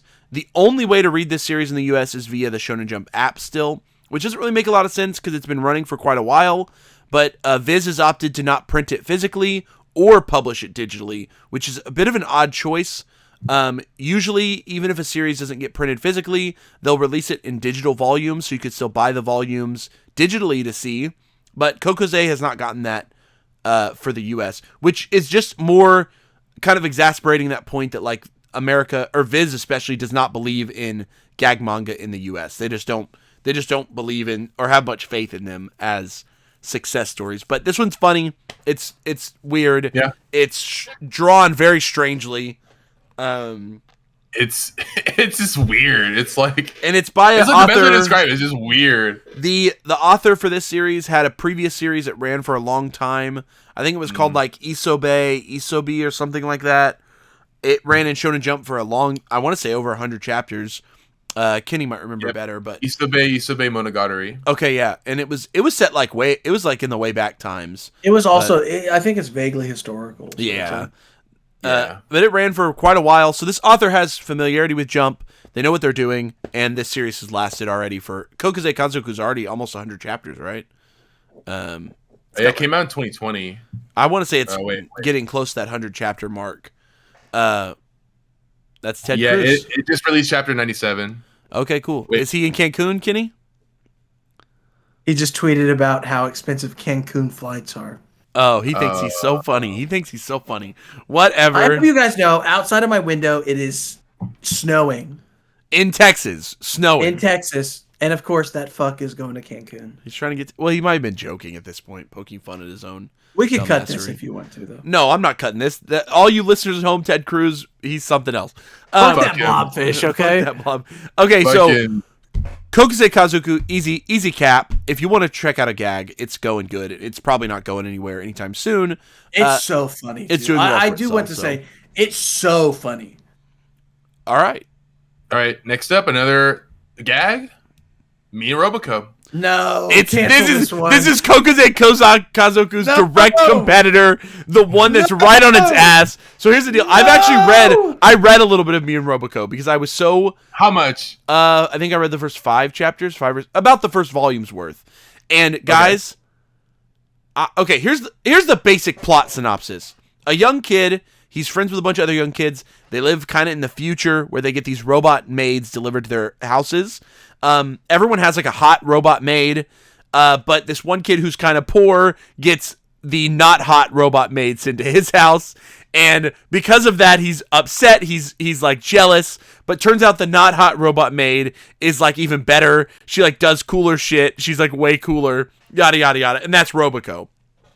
The story literally centers around like daily antics of these two characters together, the young kid, his friends, and the robot that's with him. Very in the vein of Doraemon, which is pretty much one of the most popular manga of all time in Japan. It's almost in the exact same circumstance in that like Roboco brings the chaos in the same way that Doraemon does to this group of young friends. The young friends even seem to be almost modeled or seem to match some of the characteristics of Doraemon and his character of friends, or the human characters. Is that why this is popular? I think that's why Roboco has done so well in Japan, is because of the fact that it draws a lot of direct comparison to Doraemon. And genuinely, guys, I found it not... like, it's not annoying. It's kind of funny. It's like not perfect, but it's kind of funny. And I don't think that it's, again, it's not perfect. It's not the best. But one thing that we know about Roboco is that it should be at 100 chapters at this point, I think, or getting close. If it's longer running than Kokusei. It's at 5 volumes right now. Well, that's digital volumes. Wiki doesn't have just throw up the Viz app. No, yeah, you can see what the latest chapter is. Come on, just give me a second. Me and Roboco. Whatever. I can do it quicker. I'm Hacker Man. Hacker Man. Here it goes. 74. Okay, only 74. Okay, so it's still getting up there. 74. It's chapter 74. Here's the thing. January 30th. Here's the thing about Me and Roboco. In the rankings, it has it's gotten a color spread twice in the last 7 weeks. Okay. Damn. Naturally, in the rankings, it bubbles towards the top. But here's the weird thing about Roboco is that every once in a while, it'll have an absolute shit chapter. It took literally dead last in the 8th issue of Shonen Jump this year. I don't know why, because all of its other chapters have been in like the top 8. But it took dead last randomly for that chapter. I don't know why. I don't know what happened. Because of that, its overall ranking is only 12th place, so it's right behind Ayashimon, which was at 11, and Kokusei Kazoku, which was at 10. It's at 12th place, but without that weird like outlier chapter, it would have been a lot higher. You know what I mean? Like if it had scored standard like it was scoring before, it probably would have been closer to being like 7th or 8th place. But it had that one chapter that's really bringing its average down right now. Overall, we've noted before on this podcast, Roboco goes on long chapter binges where it just is randomly like in the top 5 for like multiple chapters in a row. And it just seems like the Japanese audience is really connecting with it. In America, we only are able to read it via the Shonen Jump app, and you can buy the digital volumes. But that's the only way to get this. It's obviously not going to get published in English. Viz has no faith in comedy series in English-speaking countries.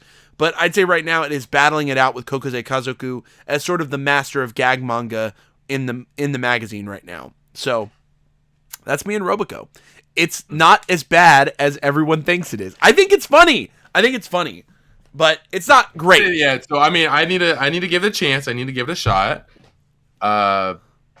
So I've only read the way you described the premise was like actually pretty hilarious. That's what I'm saying. Like, that sounds like a funny premise. It's like, yeah, at its core, it's still like it's got so much like kind of genuine charm to it that I think I know why it's doing so well, and it's just that it's funny and also it parodies.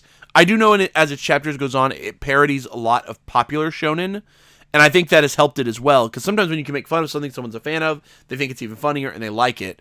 And I think that's also helped it to do well. Do I think me and Robico is going to last forever? No. But it's probably going to, I mean, with its rankings right now, it's probably got the rest of this year, at least. Yeah. Unless something weird happens, it's probably going to go through the end of this year.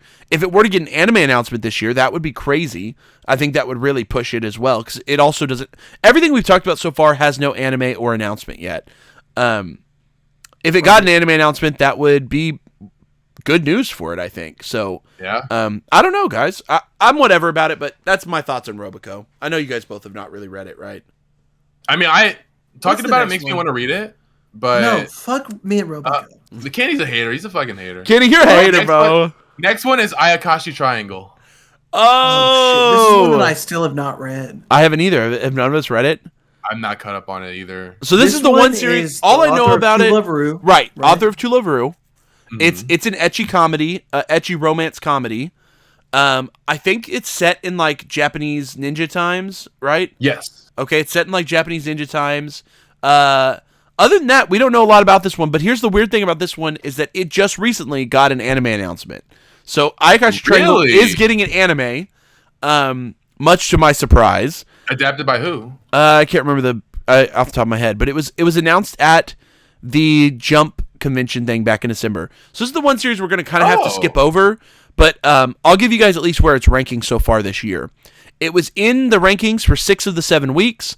It has an average ranking of 10.8, and that puts it in 16th overall place, which just put it at the top of our bottom 5 series in the magazine right now for 2022. I am surprised because this series has always kind of ridden the bottom of the rankings. If you had been watching the rankings over the last year or two, you would know that it's never done super well, but it's never done terrible enough to get canceled. And again, since it's by an author that has had a lot of connection to Shonen Jump, I think that it's kind of squeaked by. But the anime announcement really surprised me because it doesn't seem to be particularly popular in Japan. It's definitely not particularly popular in America. So I'm really not sure what they're going for with it getting an anime. Maybe this is kind of like a last-ditch effort for Ayakashi Triangle, where it's like, okay, let's go ahead and pump an anime out. Demon Slayer, maybe. Right. Pumping an anime out and hoping that it'll impact the manga sales and bring up some popularity for it. But I believe the anime is set to probably come out this year, but I don't think it has a date yet. So we'll probably, hopefully, this year we'll get some chance to talk about it when it does debut. And yeah, I mean, that's all we got to say about it because none of us have really read this series. Wait, let me read the summary real quick. I have the summary. Read it basically, main ninja boy is defending his childhood friend who is a medium from evil spirits. They're called Ayakashi in this anime or in this story. Mm-hmm. And during a battle to save his friend, the king of the Ayakashi transforms our boy ninja into a girl ninja, and so he's forced to live publicly as a girl. And so the whole plot is while they're dealing, they have like romantic feelings between girl medium and boy ninja, while simultaneously trying to help him cure his curse. But so kind of, I guess, like Ranma 1/2, I guess. I'm gonna say, does he change whenever he gets hit by hot water, or? No, I don't. It doesn't say. I guess there's like there has to be like some reason, like some trigger that causes him to transform. Maybe like before he goes into battle, he turns into a girl ninja. Right. But we gotta read it, I guess. Sounds interesting. This is one in the danger zone, and we'll watch it when it turns. I don't plan to read it, but I'll probably watch the anime when it comes out. I'm not gonna say anything, but me and David are moving soon, and I think that the UAP Twitch stream is going to be more active. Follow us on Twitch, baby. Follow us on Twitch, baby. Follow the UAP podcast on Twitch. What is the actual name? It's at the Uncensored Anime Podcast. It's our full name. Yeah. Maybe I'll be reading Ayakashi Triangle live on stream. Maybe Kenny will be reading it on stream. No one's gonna watch that garbage, Kenny. What are you talking about? No one's gonna fucking tune in and watch you read this dog shit story. All right, the next one, Jerry. The next one is... What's next, David? What's next? Yeah, I'm slowly dissociating because I'm getting drunk right now. But... Oh my god. What's next, David? Okay, next one is Mashal, Magic and Muscles. I read this every week. I gotta go. I'm not caught up, but I've read 5 volumes of it, so about 50 chapters, I think. That's I gotta go. Yeah, I think the series is about to hit its 100th chapter. It is. Same with Undead Unluck. Yep. So Mashal, Magic and Muscles is about our main character. His name is Mash. He has no magical abilities at all. So instead of training magic, he trains his muscles, and so he looks slim, but he is ripped. He is super strong. Basically, this series is the combination of One Punch Man and Harry Potter. Yep. And so with a dash of My Hero Academia because they're in a school. With a dash of My Hero. Wait, I guess Harry Potter's in a school too. Oh shit. Yeah. I don't know. So One Punch Man plus Harry Potter gets you this. There's a lot of funny parts. The writing, I would physically chuckle a lot reading through some of these chapters. The battles, the spreads are very well done, or the art's very cool. Mm-hmm. I'm very excited. This and Undead are both definitely going to get anime announcements this year. Yeah, I'm really confused why we haven't gotten them yet, honestly, because I felt like I felt like Mashal was going to get the announcement at the Jump Festa this year. I thought Mashal and Undead were for sure going to get it, and then we only got Ayakashi Triangle, and I was like, what? I don't know if anyone was asking for. Yeah, that's what. I was very confused. I was like, so where's Mashal and Undead Unluck? I don't know what's going on with this one. Yeah, but that's Mashal. It's really entertaining. I really like it. I read it every week. I don't generally like stories about magic, so I was really hesitant to start this one, and I have been on record saying that it's probably not very good. It's a little too generic. Blah blah blah. It's not very good. It is a little generic, but I have now read 5 volumes of it. And it's funny, and I can be won over if something is funny enough. And this series made me laugh, and so I actually had a pretty good time reading it. And I plan to read more because it's just a really nice, easy read, and there's just enough comedy and humor to go with some of the action and some of the characters that I actually was having a pretty good time. I like that Mash likes cream puffs. I don't know why, but that gets it gets me. I don't know why. He's so deadpan. I really like the character that thinks he's the shonen protagonist when he's like next. I can't think of his name right now, but he like thinks he's the protagonist in the story. The guy that looks like Renji. Yes, he's got the red hair. Yeah, I think it's red, but it's black and white. But in my head, it's red. Dot. Yes, Dot. Thank you. He's funny as fuck. And it's just because of the fact that he thinks he's the shonen protagonist when he's in a shonen manga, and he's definitely not the protagonist. I think that's what's great about him. So some of the characterizations can actually be really comical. This series is pretty generic at its core, but it's done just enough for me to make it funny and to hold on a little bit. I don't know what the future of Mashal has. I don't know if this is going to be one that lasts for a long, long time. I don't know. I don't know. What does the results say? And Kitty, you haven't read Mashal, have you? Or no, he hates it. He hates Look at that face. Look at that face. Well, listen, I guess I'm gonna have to read it, guys. I don't know. Me and David are liking it. So. I'm such an anti-Mashal stan. I'm an anti-stan about it. I just don't like. I don't like magic stories. I've never liked magic stories, so I didn't think I was gonna like it, and I'm not gonna lie. But I ended up kind of liking it. It's actually pretty readable. And it's a lot of fun. So Kenny, you got to give it a shot. Me and David are in there, but I love it. Here's the issue with Mashal right now. I read like all 80 chapters in like 2 days. In early 2021, Mashal was definitely on track to being like the next big thing with Undead Unluck. Over the course of 2021, it has slowly crept down and down and down. And as of right now, it was color spread of 2 of the 7.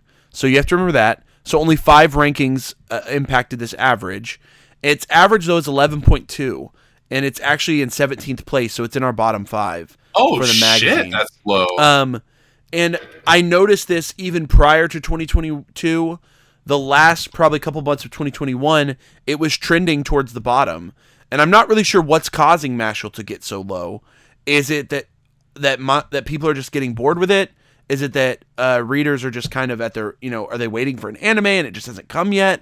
I don't know what's going on with Mashal, because at the beginning of 2021, it was like the next, big star of the magazine. It was getting really a lot of front and center. It was getting a lot of high rankings, blah, blah, blah. And now here we are, less than a year later, and we still don't have an anime announcement. So it makes me worried that Shueisha's getting a little bit of cold feet with this series and doesn't know if they want to move forward and do an anime, or if they want to get, but it is being published in America in physicals, so it got well enough readership to get published here. I think the publication's going well. It seems to be pretty popular at our local stores. And obviously, this and Undead comes out. Yeah, it comes out on the Jump app every week. I think the American-speaking audience, the English audience, is definitely liking it. I think it's because that Harry Potter and One Punch aspect. Those are both things that work really well with American audiences. So I just don't know. I wonder if the Japanese audience is just kind of at their wits' end with it and just aren't liking it as much. I'm not sure how it landed this far down the list. But yeah, that's where we are with Mashal. So I want to say, is Harry Potter big in Japan? No. I don't think so. That's the problem. Is I don't think stories like this usually work. Like, I don't know. Yeah, which makes sense. Also, as to why Western audiences, I feel like a lot of people who have read Mashal love it because of the Harry Potter aspect. Just because of how huge Harry Potter is here. Right. So. Right. All right, David. All right. That's really all I have to say. I mean, I'm worried for it. I'm worried for Mashal, but maybe it'll kind of recoup. I mean, I think at this point it's far enough along that if it does kind of get the cancellation notice, I think Shueisha will give him some time to reach a natural conclusion. Obviously, if you've read the manga, you know that they're kind of building up this whole, essentially there's like a one true mage of the academy, and Mashal wants to become that because he was like an outcast with no magic. But, they're building up. So there is like a way they can conclude the series that would make sense. So we'll see if we can, what'll happen with that. But I don't know if it's definitely not. There's no rumors of it getting canceled right now. I just think that with its low ratings, it is definitely, if it keeps this way, it's going to definitely be one to kind of be worried about. But yeah. Next. All right. So next up is Undead Unluck. Speaking of which, you've read the most of this, David. All right. Undead Unluck. Wait, are you caught up on this or? Yeah. I'm on volume 5 of this also. So I've also I also read this week to week. I just read the physicals for Undead Unluck, so I've read the 5 that are out. But sheesh. We can both. You got it. You got it. It's all you. Whatever. You described Mashal, so I'll describe Undead Unluck. Yeah. Here's the thing about Undead Unluck. It's essentially, I would describe it as almost X-Men adjacent. There's a world with a lot of essentially mutants that have these unpowers. And by unpowers, it's just a word with the word un in front of it, so it undoes something, or it unkills, or blah, blah, blah, blah, right? And our 2 lead characters are Undeath, I think is what he is, Undeath. Undead, sorry. 2 main characters are Domino and Deadpool. Unluck, yeah, essentially, at their core, they act a lot like Domino and Deadpool. And there is a bit of even like a relationship aspect to the 2 characters, even though Undead is like very, very old, and Unluck is like 18. But the 2 of them essentially end up, due to the circumstance, end up kind of joining this council to try to prevent apocalypse from happening, which is they have to follow these tasks that are being sent out by this book that require them to essentially keep going on these different adventures that would prevent apocalypse, and they usually get some sort of reward for doing these missions as it goes along. Things kind of get a little bit dicier as the story goes along, but I won't get too far into the spoilers. But that's the basic premise, is that they're completing these missions to essentially avoid apocalypse from happening. And there's multiple people that have these unpowers that are on this council trying to avoid apocalypse. That's the basic premise. It's a really fun action battle shonen with a lot of cool adventure elements and lots of fun superpowers. I mean, at its core, that's what it is. And it's got good pacing, good action. And overall, I've really enjoyed the small story arcs that I've read. The arc that's kind of just started in or at the end of volume 4, going into volume 5, is one that I'm kind of excited for. It kind of starts to get more into this whole apocalypse concept. And I know that I don't know how far along you guys are, or David, you're caught up. And I've heard that it keeps getting better, which is interesting to me because it's good to hear. I mean, I agree with that because the most recent arc, which it's about to be finished. Well, they actually just finished an arc, and they're going into a new one right now.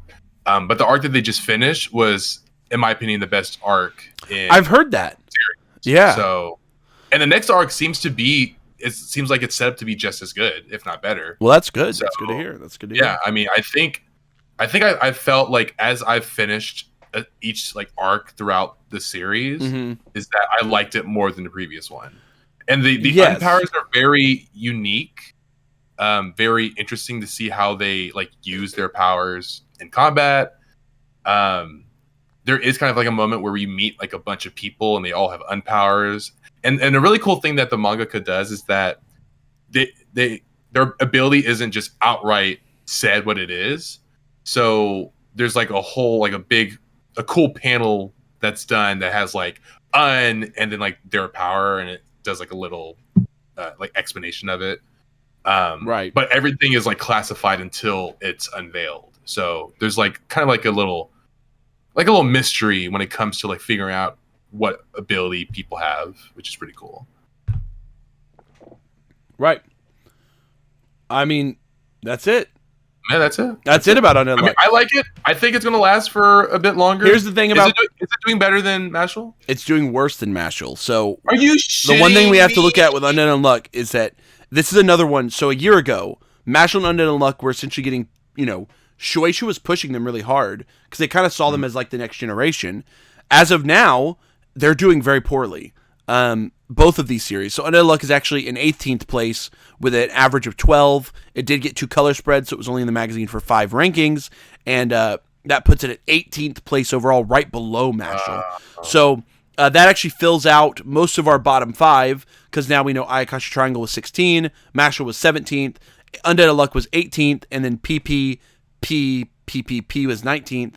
The one that's in 20th place, we may have accidentally skipped over it at this point, because I just realized I think it's shorter than Undead Unluck and Mashal, but it may have already gotten moved to canceled, David. So you might have skipped it. Are you talking about Yosakura Family? No, me and Magu-chan. Magu-chan. I'm saying it might have already been marked as canceled, so I think we may have accidentally skipped over it. So we probably need to talk about it next. Oh, that's actually funny. None of us have read it. Wikipedia was quick on the jump. Yeah, Wikipedia already has it. Yeah, Wikipedia already has it marked as canceled, even though the announcement just came like 2 days ago. That's wild. So that makes sense. We can talk about that well, to wrap up Undead Luck, it's doing really poorly. It's in that bottom 5. It's not doing great. I don't know what's going on because everyone keeps saying the newest arc was the best, but the Japanese audience seems to have lost interest in the series, and they're not really pushing it anymore. American audiences are getting more into it because the English physicals have been coming out. It's been doing pretty well amongst some that I know. People are reading the physicals and people that are reading it virtually. So I'm not sure what's going on, and that's one of those series. So let's talk about Magu-chan because we accidentally skipped over it. As of this recording, it is still technically in the magazine, but I believe it's pretty much over at this point, to my understanding. Do any of us read Mag? Neither of you guys read it, do you? I read the first few chapters. David, can you read us? Okay, David, just read us the synopsis of Magu-chan.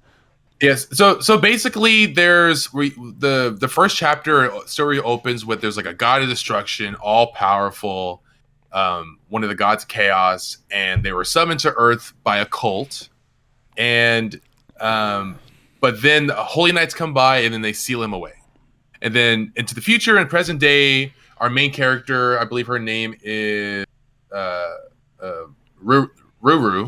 Mm-hmm. She's just like on the beach one day and she sees a rock and she takes it and it cracks open and then it unleashes Magu-chan.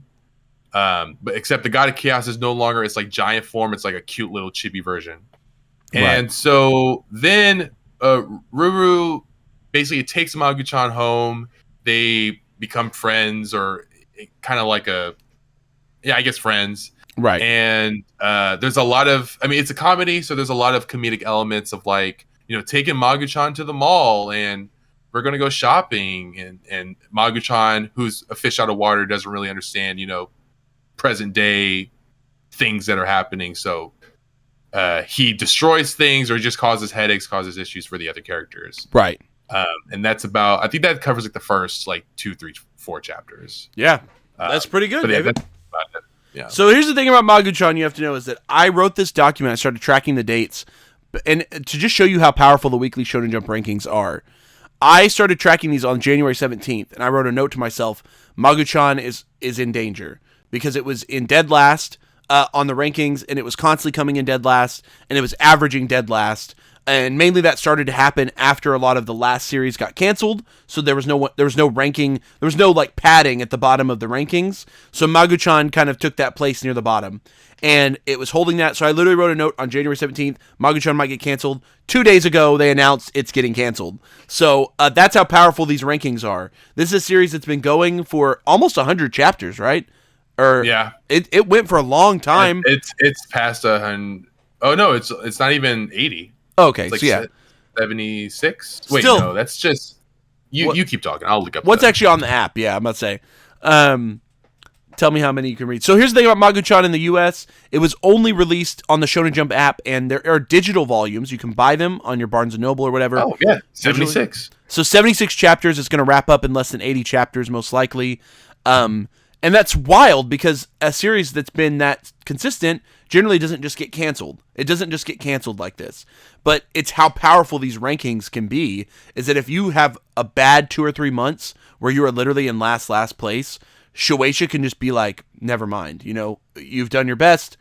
You've tried your best. It's time to go. And that's that's what seems to be happening with Magu-chan.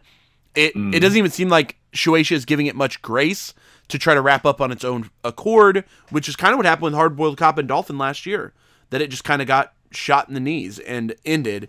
And that seems to be what's happening here with Magu-chan as well. It's already been listed as canceled on Wikipedia, which is fucking funny hilarious to me. But it rounds out our bottom 5, which means that obviously if you erase Magu-chan, PPPP would be in last place, but Magu-chan is in technical last with the 2022 issues. Will they replace Magu-chan? We don't know yet. If so, we might hear an announcement in the next week or two, which is unfortunate that we won't be able to cover that just yet, but we'll probably cover it on later episodes of the podcast. We like to sneak in a little discussion about Jump every week when we mostly get together. But Magu-chan is essentially out of the magazine now.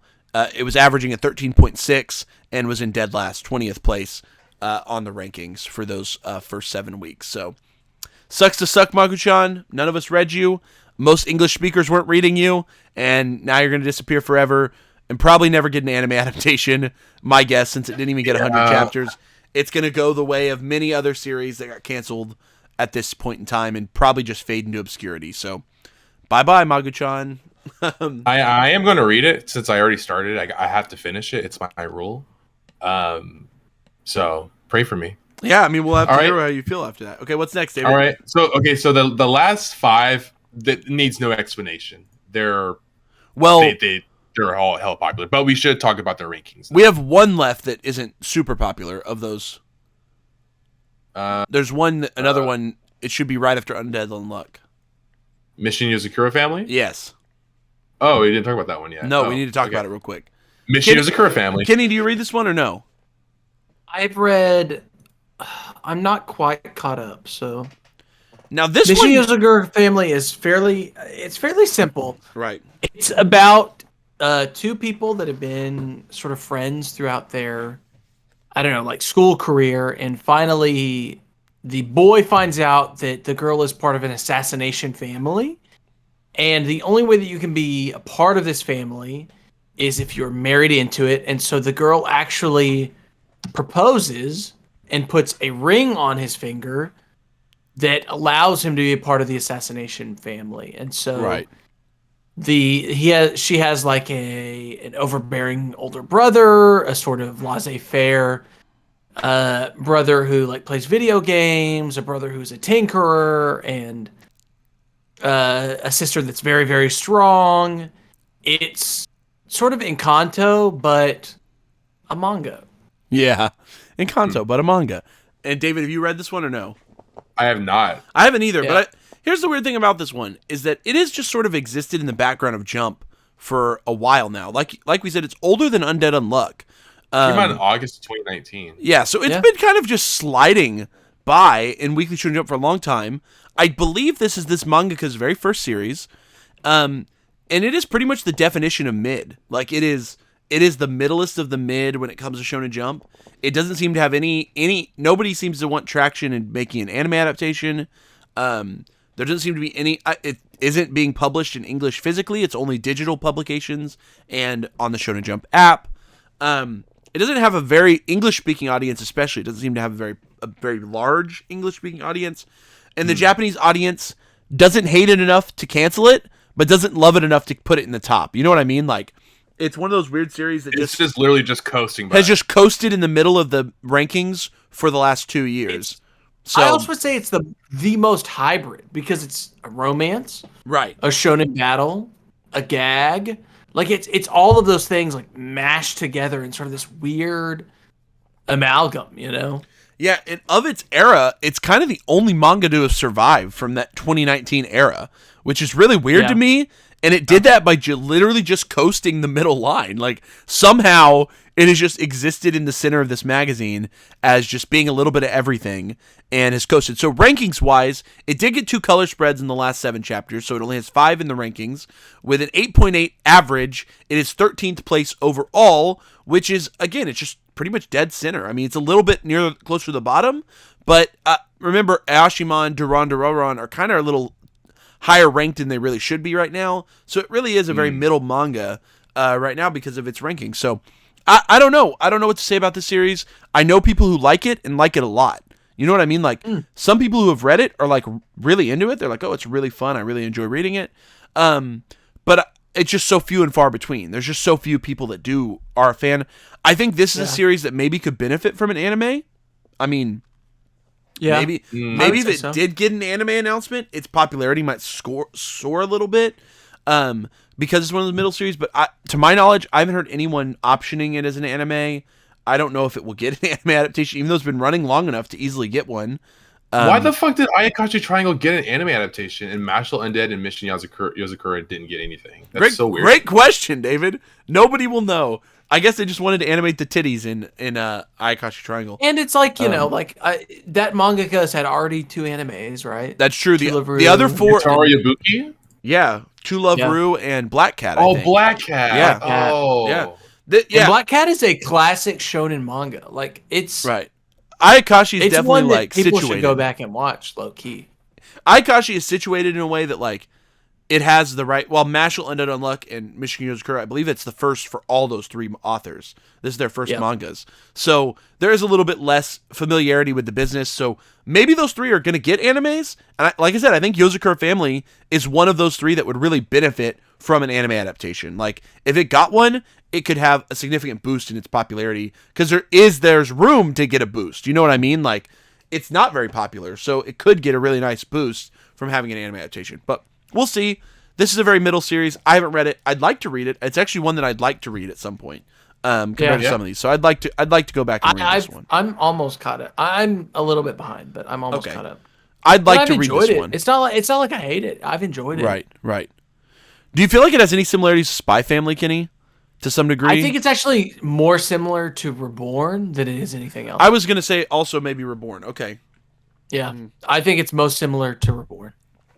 In the fact that it's like he's sort of like not very good at any of these things that are like being in the mafia or being an assassin, and then he slowly sort of learns and develops. Right. Okay, guys, now let's talk about what I would call the big 5 of Shonen Jump. These are the 5 that have been in for a long time. They're really not going to need much explanation. I don't even think we really need to do synopsises for them, because if people don't know what these 5 are about... Wait, they can't be big 5 because if they're not... Well, I guess your rankings are only in the last 7 volumes. What do you mean? Like your scores? My manga rate. I would still consider these the big 5, even though you're going to see that one of these is not actually in the top 5 of these rankings. 4 of these are in the top 5, no question about it. There's one of these that's kind of the black sheep here that the last 7 issues have not done well for it. Is all I'll say. Okay, so what's first? So first one that came out in March 2018, Jujutsu Kaisen by Gege Akutami. Absolutely. Which is I just do we need to talk? I mean, we've talked about the anime. We've talked about it's amazing. It's just good. It's great. It's been the best manga for the past I don't know 6 weeks for me. Like every chapter has been so recently, good. Ken. It's if you don't know JJK at this point, week to week. Yeah. Every chapter's been so good. If you don't know it at this point, you're sleeping under a rock. I mean, it's a worldwide phenomenon. Yeah. I mean, it was the best-selling manga in the world last year. I mean, was it actually number 1 in 2021? It was, yeah, barely beat out Demon Slayer. It was literally wild. number one. Demon Slayer. It was number one. Did not release JJK. anything. Demon Slayer did not release anything in 2020. Oh, but the box sets though, that really. Well, I don't think that. I don't think that. Does it not count? No, this is Japanese release. We don't count American print for Demon Slayer is a phenomenal rankings, but I cannot believe it. Yeah, Demon Slayer is crazy. Demon Slayer was the second best selling, right behind JJK, with third being Tokyo Revengers. But yeah. Oh yeah, we talked about it. Yeah. We did on the okay. So if you don't know JJK, whatever. Here's where it's landing on the rankings. Okay, over the last 7 issues, it has had 2 color spreads, so only 5 issues have been ranked. With it ranking first place twice of those 5 issues. So another thing to remember is that Sakamoto has had first place twice, and JJK has had first place twice in the last 7 issues. So remember that. JJK is ranked 3rd place overall in the last 7 issues with a 2.4 average ranking. So arguably, it's always in the top 5 is what I believe people have been saying. JJK has been massively popular for all of 2021. Yes, Gege Akutami did take like a 2-month break or something, right? In 2021. Yeah, like a month and a half, I think. He was like injured. Or they were like injured. He just wasn't well. It was. I think it was like actually like a vague injury that. Right.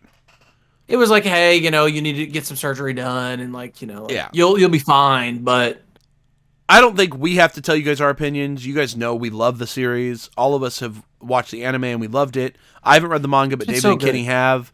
It's just wonderful. It's last couple.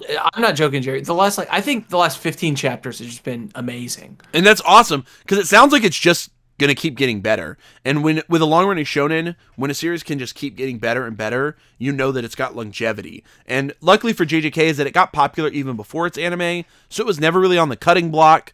This series has always done well in the rankings for the magazine, so it's really not even like barreling towards a conclusion or anything. This series could go, I believe Akutami's already said, like another 5 years or something. I don't think we're gonna lose JJK this year for sure. And we definitely won't be losing it for many years to come, I think. So, buckle in, boys. All right. Yeah. I don't know if this is the last arc though. I think he said like something like in the next 5 years or something like that. Okay. Yeah. So, I think that this arc is definitely good. But I mean, Gojo's got to. Well. No. Anyway, so the next one is Dr. Stone. Dr. Stony Stone. What do y'all think? I mean, Dr. Stone might be in the last arc. I'm caught up. This one, I think the author has said. I think they said this is the last arc. I think that they have said that. I don't think Dr. Stone is sort of its own genre, I think, actually. It is. Science fiction, post-apocalyptic. It's science fiction, post-apocalyptic, educational. Comedy, drama, action. It's literally got a little bit of everything. It's educational. Yeah. It's like Dora the Explorer, but manga. Manga. It's like Magic School Bus. There's occasional drama. There's occasional drama. Magic School Bus. There's mystery. There's fun stuff happening with the narrative. But you're right. Most chapters are centered around learning something about science. Yep. And that's really a cool thing to have in Shonen Jump and have it be as popular as it is. Yeah, I agree. We've talked about the anime before on the podcast. Which we reviewed season 2, didn't we, on the podcast? I do want to say, one of my favorite mangas of all time, written by the same author. So yep, same author, and this is drawn by a very popular artist, Boichi, who's done some other very popular manhwa. Oh my god, some of Boichi's mangas are wild, hyper violent, and very, very different than Dr. Stone is the word that Sunken Rock. Right? Sunken Rock is the very popular one. Yeah, I think it would be. Boichi is definitely if this is the end. Mm-hmm. Whatever he does next, I think will be very interesting. Yeah, I'd love to see Boichi go back and write his own story or partner with Richo again. I mean, I'm down for whatever. Richo's a great storyteller. We know this from iShield 21. We now know this from Dr. Stone. I'd love to see whatever he does next. And then, Boichi's a wonderful artist. But Dr. Stone has officially announced that they're, I think, in their last arc. I think they've said that out loud, like in an interview now. That can mean a year. It could mean 3 years. Who knows with these when they say last arc? We don't know exactly what that means. It can mean anything. But let's talk about the rankings for Dr. Stone. And I think this won't surprise anyone. It's 5th place overall. It had 2 color spreads in the last 7 with an average of 5 across the board. So it's 5th place overall with an average of 5. So very high rankings. Dr. Stone has been very popular since its inception and has maintained that level of popularity for a long time. And definitely is kind of in the big 5 of Shonen Jump right now and in that big conversation right now. So, yeah. All right. Do we need anything? I mean, Dr. Stone, it's great. And we all love it. I've read the manga. I'm not caught up like they are. Are you caught up, David? I am not, actually. Okay. I'm a little bit past where I'm like maybe 30 or 40 chapters past where season 2 is. And so I'm probably about 100 chapters behind, which is a lot of chapters behind, but I'd like to catch up soon enough. It's apparently season 3 comes out next year, and they're animating the Dr. Stone Ryusei side story. Right. We're getting summer. Yes, we're getting a special side story this summer, and season 3 officially in 2023. So there will be more anime to come for it, which is really exciting as well. That was another Jump Festa announcement that it was coming in 2023. So cool stuff for Dr. Stone on the horizon. I don't think the series is going to end anytime soon, but it'll be in the next year or two. And then the anime will probably adapt, hopefully, the rest of the series, because the anime has been super popular as well. Is that Casper? That was Casper. All right, David, what's next? All right, the last 3. Next up is Black Clover. Which is my guess it's not in the top 5. Yeah, there it is. David got it. Really? Yeah. Wait, this came out on my birthday? Oh. Shit. I'm caught up on Black Clover, and it's just... I read a chapter recently without being caught up, and it was literally... Imagine, like nothing happened. It was like 18 pages, and I think Yami was just like thinking things. And then, like, at the end of the chapter, he's like, I'm back. But then imagine you have, like, 15 chapters, and it's just Luffy versus Kaido, right? Right. That's it. All it is Well, I mean, we have that, though, but it's actually, like... The last, like... Black Clover has been wild the last couple weeks. I know the Black Clover fans love Black Clover. I mean, that's just what it comes down to. Yeah. It is a strong and powerful fan base that has kept this series going for a long, long time. And I mean, it had an extremely long-running anime series that already is concluded. They're going to probably bring it back eventually. They just caught up too much. The manga has a very vocal fan base for it, but the series has never, ever really done well in the rankings. And it's not that it does really bad, but it does do about that middle line, like Mission Goes Occur Family, and that's since its inception. Black Clover has been a middle series since its inception, and I'm not trying to call it mid or anything. I know I've gotten some flame for talking about... I'm just talking about the general consensus of the series. It sells well, but it doesn't sell great. It's not Jujutsu Kaisen. It's not Demon Slayer. It's not even Promised Neverland outsold Black Clover. You know what I mean? Like, Black Clover sells well. It doesn't sell fantastic, you know? It sells okay. The anime does well. But the fan base is just super vocal. And here's the thing. For me as an audience member, I've read about 60 chapters of the manga, and I've watched about 20 episodes of the anime. I like Black Clover. It's good. It's fun watch. Yeah. It's got good action. It's fun. I like Black Clover. I have not caught up on it, and I haven't sat down and really binged the heck out of it or anything. But I like it. I think the art, especially in the manga, is incredibly well done. And it's fun. It's fun. It's shown in action. It has sort of that early Naruto feel to it. It embodies some of those elements of shonen storytelling that can be a lot of fun. It's not really made for my age group. It's not made for a 28-year-old man. I mean, that's just the reality. I'm an old man, and this is a story not made for a 28-year-old man. It's made for 16 to 20-year-olds, really. And I think that it's good at what it does, and it does it better than someone like Hiro Mashima. This is, I think, better. Black Clover has better characters. It has more fun with it. It's got a really sick art style. It has a better scripting and narrative to it. It's just not. It's not Jujutsu Kaisen. You know what I mean? Like, I just don't know how else to put it. Like, it's not.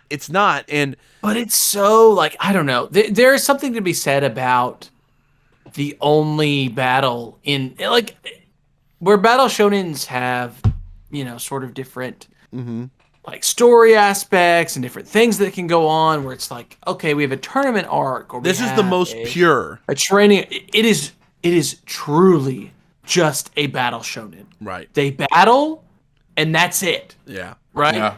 And it is very enjoyable to read. I think there's something to be said about the enjoyability about a week to week where, yes, it's enjoyable to read a training arc week to week or a tournament arc where I'm not seeing my main character fight every week. Right. This manga just has my main character fighting every single week. And it's enjoyable. Yeah. There are some great big sword and whack there are some good elements of Black Clover, and I think that's what people. It's weird because like the fan base is so. I almost want to use the word toxic because they're almost so vocal about everybody hating on it. They're like, "Oh, we're hated on." Da da da da. You know, Black Clover's peak. Black Clover's peak. Is it actually hated on that much in the anime community? But people like it's not that people hate on it. It's just that people don't think about it, and I think that makes Black Clover fans mad. Like they're like, "Why aren't you thinking about Black Clover? You forgot about Black Clover? Black Clover, Black Clover, Black Clover, Black Clover." And I'm like, listen, it's just for older, especially for older anime manga fans, shonen fans, it's not really going to appeal to them because it's just not made for them. So I get it as some of its younger fans, and it is gas. No lie, Black Clover is gas. It's straight gas. It's gas. Yeah. Every chapter I've read is straight gas. It's gas, guys. But don't feel offended that it's just not as talked about, or it's not selling as well, or it's not doing as well in the rankings. Black Clover fans just have to realize that that's just where it is. The series isn't in danger. You know what I mean? Like they're at this point they're gonna let him finish the story however he wants. You know, and he could go for. I don't know if this could be the last arc or we could have another 20 arcs. Right? You know, like that's how Black Clover is. In the same way that Bleach is at this point, it has solidified itself in this magazine. If they told him to wrap it up because it was doing poorly, so be it. He'll have many years to let him wrap it up. You know what I mean? They'll give him a lot of space to do it. So to catch y'all up, did I already say the rankings for this one? Yeah, you said 6. Oh, 6. Right? No. Black Clover's in. Oh, okay. Black Clover's in 14th place. It has ranked. So it's been ranked 6 of the last 7 chapters. It has a 9.5 average, and it's in 14th overall place according to the averages here. So it's doing particularly poorly as of the most recent chapters. That's so weird because it's been so good recently. Yeah. I think that Japanese audiences might have just the same place they got to with Bleach. I think they're probably just kind of tired of it. It's not the new. It's not the hotness. So they're not ranking it very highly. But like I said, this is one of those series that's way too legacied in. It's way too grandfathered in. It can have poor runs in the rankings and really not be impacted at all. It'll just kind of ignore it and just keep going. So I don't think that unless it had like a straight year of shit rankings, maybe then Shueisha might be like, listen, what's going on? Why is this doing so poorly? But right now the anime's off the air, so there's a lot less talk about it. There's a movie, I think, coming out this year, maybe? Something like that. Movie was announced. So that'll be interesting. That might bring some hype back around to it. It's a good series, and it's something that I think that if you want just action, battle, gas, shonen, it's the best one doing it right now. That's the truth of it. It's the best one doing it right now. And some people, that's just what they want. They want big man, or big guy swing big sword, and big clash, magic go good. And that's okay. And none of that, I do like that Black Clover doesn't really over-sexualize its women either. It has some sexualized women, but it definitely is not like, it's not as like Eden Zero or Fairy Tail. You know what I mean? Like, it's not like some of those other shonens that are like all gas, but they also are like titties. A lot less of that. It's much more focused on the battle part of it. But okay, the top. All right, 2. last two. These are the top 2. So came out in July 2014. Yep. Still going on today. My Hero Academia. Wow, I can't believe that My Hero is getting so close to a 10-year anniversary. What are you showing us? Doesn't over-sexualize its female. Oh, okay. I'm just saying Black Clover is better at it than like. Wait, is that spoiler? Yeah, her and her. Can you just show us spoilers on the? So let's talk about My Hero, Ken. There's not a lot to say about My Hero. It's pretty much the most popular, one of the most popular anime in the world. Is like it's its own beast at this point. Yeah. I think that it is in the final arc, which is kind of wild. I do think that I'm about to say I do think Black Clover is not, or My Hero is going to end. I think it is going to end, and then we're going to enter, part 2, or Which is funny because there's already so many fucking spinoffs already. Yeah, I think that the My Hero author already understands that he's going to continue to write in this universe until the day he dies. Yeah, he's got Naruto'd at this point. Yeah. I mean, I'm ready for My Hero Academia Boruto. Yeah, already. It's gonna go. Yeah, this series, it's massive. It is. I'm excited about the end. You know, I think that this will be a complete story, and I think that it'll go down as something very good. But I think that there will be an immense amount of spinoffs, and I think you think it'll make it to 10 years, Kenny? So 2 more years? No, you don't think so. You think it'll be over before then? I think we are in the final arc right now. I bet it'll end at the latest by the end of next year. Next year. Okay, so it'll get close to getting a 10-year, but it'll get very close. But it'll probably. I think it may end just before. Okay, but then part 2 will start shortly after that. Shortly, yeah. I think that the My Hero universe will never go away for the rest of my lifetime, possibly. Oh yeah, it's another Naruto. I mean, we're at the point where, like, when Naruto was introduced in the early 2000s, it reached its conclusion, but it's not gone. We're still constantly getting content from the Naruto universe. And what do we? I mean, it's over its 20-year anniversary at this point. And Dragon Ball. We're still getting Bleach content. Yeah, I mean, in 1984, when Goku first showed up in the first chapter of Dragon Ball, did he ever think that he would still be making fucking Dragon Ball content? What is it? 40 years later? Almost 40 years later. Yeah, I'm like, I don't think he would have ever imagined that series was going to last for 40 years. And yeah, it wasn't always on the air. There were some times where there was no new Dragon Ball content, but for the most part, over the last 40 years, on and off, something new has come every 2 or 3 years to bring more into this, and especially the last 5-6 years with Dragon Ball Super coming back. I mean, Dragon Ball kind of had a revival even. So who knows? 40 years from now, we might be getting Seppa Deku, and he's like the child of Deku. He's All Might and Katsuki's like bastard love child that now exists. No, I'm just, I don't know. Next show. Okay, rankings wise, this is important to look at. For 2? It's second. Is it 2? It's in second place. Second place. Wait, how many are left? Just 1. So My Hero's in second place. It was color spread for 2 of its 7 chapters. Across the other ones, it only took first place once, but was in second place 3 of those other times. Can I do this? Can I do this next one? Yeah, I mean, but okay. Wait, okay, so it has an average of 2.2 and is in second place. That's where My Hero lands. It's always been good in the rankings. It's a very popular series in Japan and in America. Second place is right about the reality of what My Hero is right now. So good. I think the chapters from those weeks too are also like all really, really good chapters. Yeah, it's been good. I think we've been a bit like it's kind of a dip. 3 weeks, but yeah. And I would say rounding out the modern Shonen Jump Big 3 at this point, which is JJK, My Hero, and this last series. Let me tell you, there has been one fucking One Piece. There has been one king among kings that is shonen manga. Yep.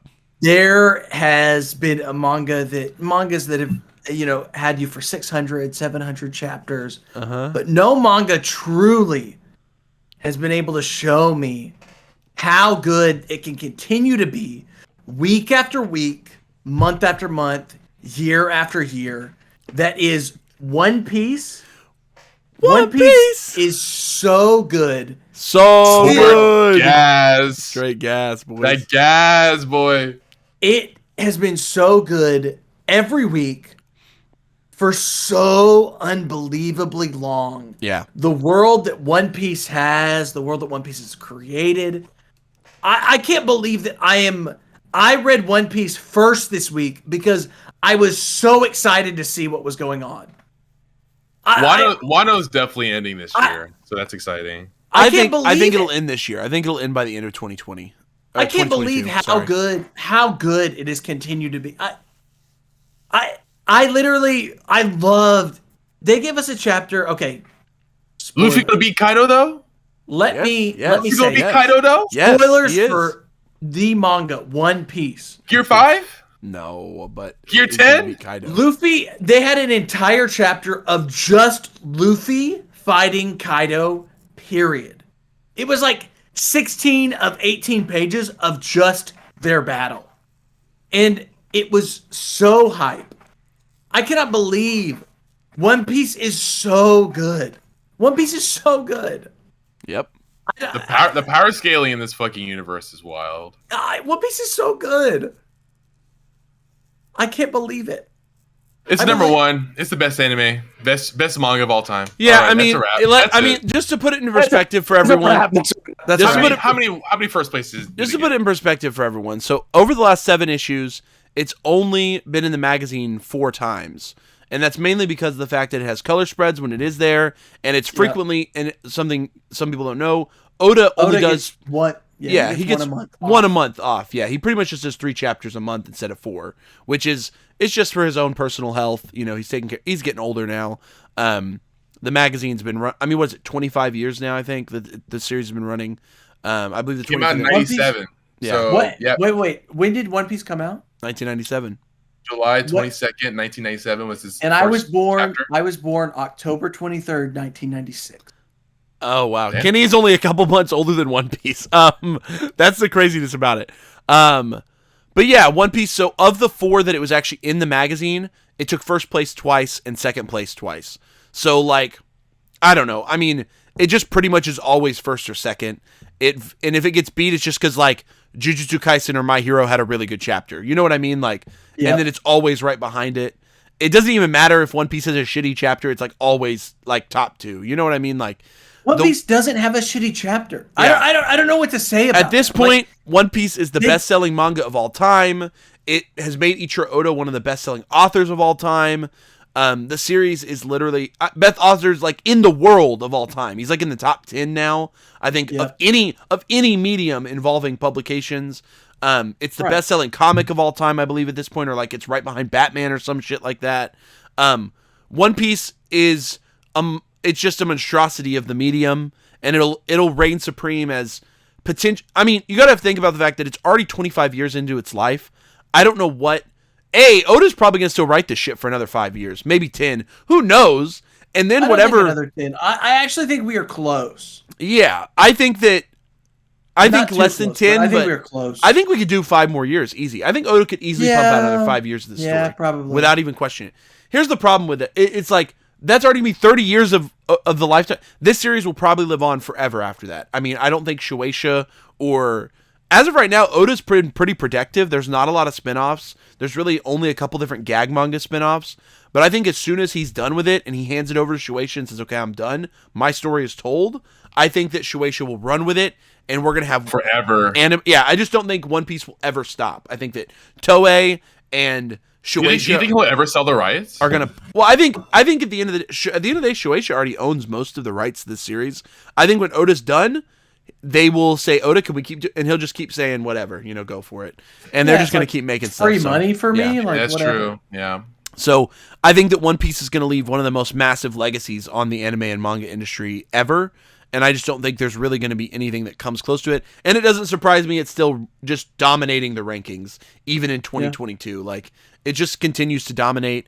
And yeah, there are weird things like Demon Slayer that happen, or Tokyo Revengers, where these series come out of nowhere and they have beat, the last 2 years, One Piece was not the best-selling manga for the first time. It was like the first time in like 10 years it wasn't the best-selling manga. And there's definitely a lot of things changing in the world around manga and anime. But One Piece is going to leave just a legacy for forever. And there's really not anything else to say. I mean, it's a wonderfully built story. It's crazy that after 1,000 chapters, I'm still excited.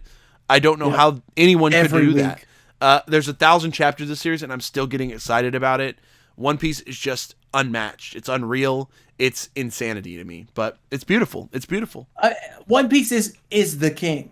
Mm-hmm. I think that people will look back in 20, 30, 40, 50 years, and they will say One Piece was the king of shonen manga. Yeah. It is the epitome. Yeah. And, I don't think anything will ever be able to beat it, Yeah. Just like people look back on, Elvis Presley is the king of rock and roll. Right. Or Michael Jackson is the king of pop. There's nothing to argue there. Yeah. One Piece is the it. Right. And it's so good, and it Goated. not only has it been good in a sense where if you read it all right now, you will enjoy the experience the whole way through. Right. But if you have read it week to week, I've only read it week to week. People for like 600 chapters. Yeah, something like. I think that I caught up, Kenny. We caught up for sure, like right around the end of Thriller Bark. Yeah. I remember the very first chapter I read was the chapter right after Thriller Bark. Was the first chapter I ever read. So it was right before the Sabandi Archipelago.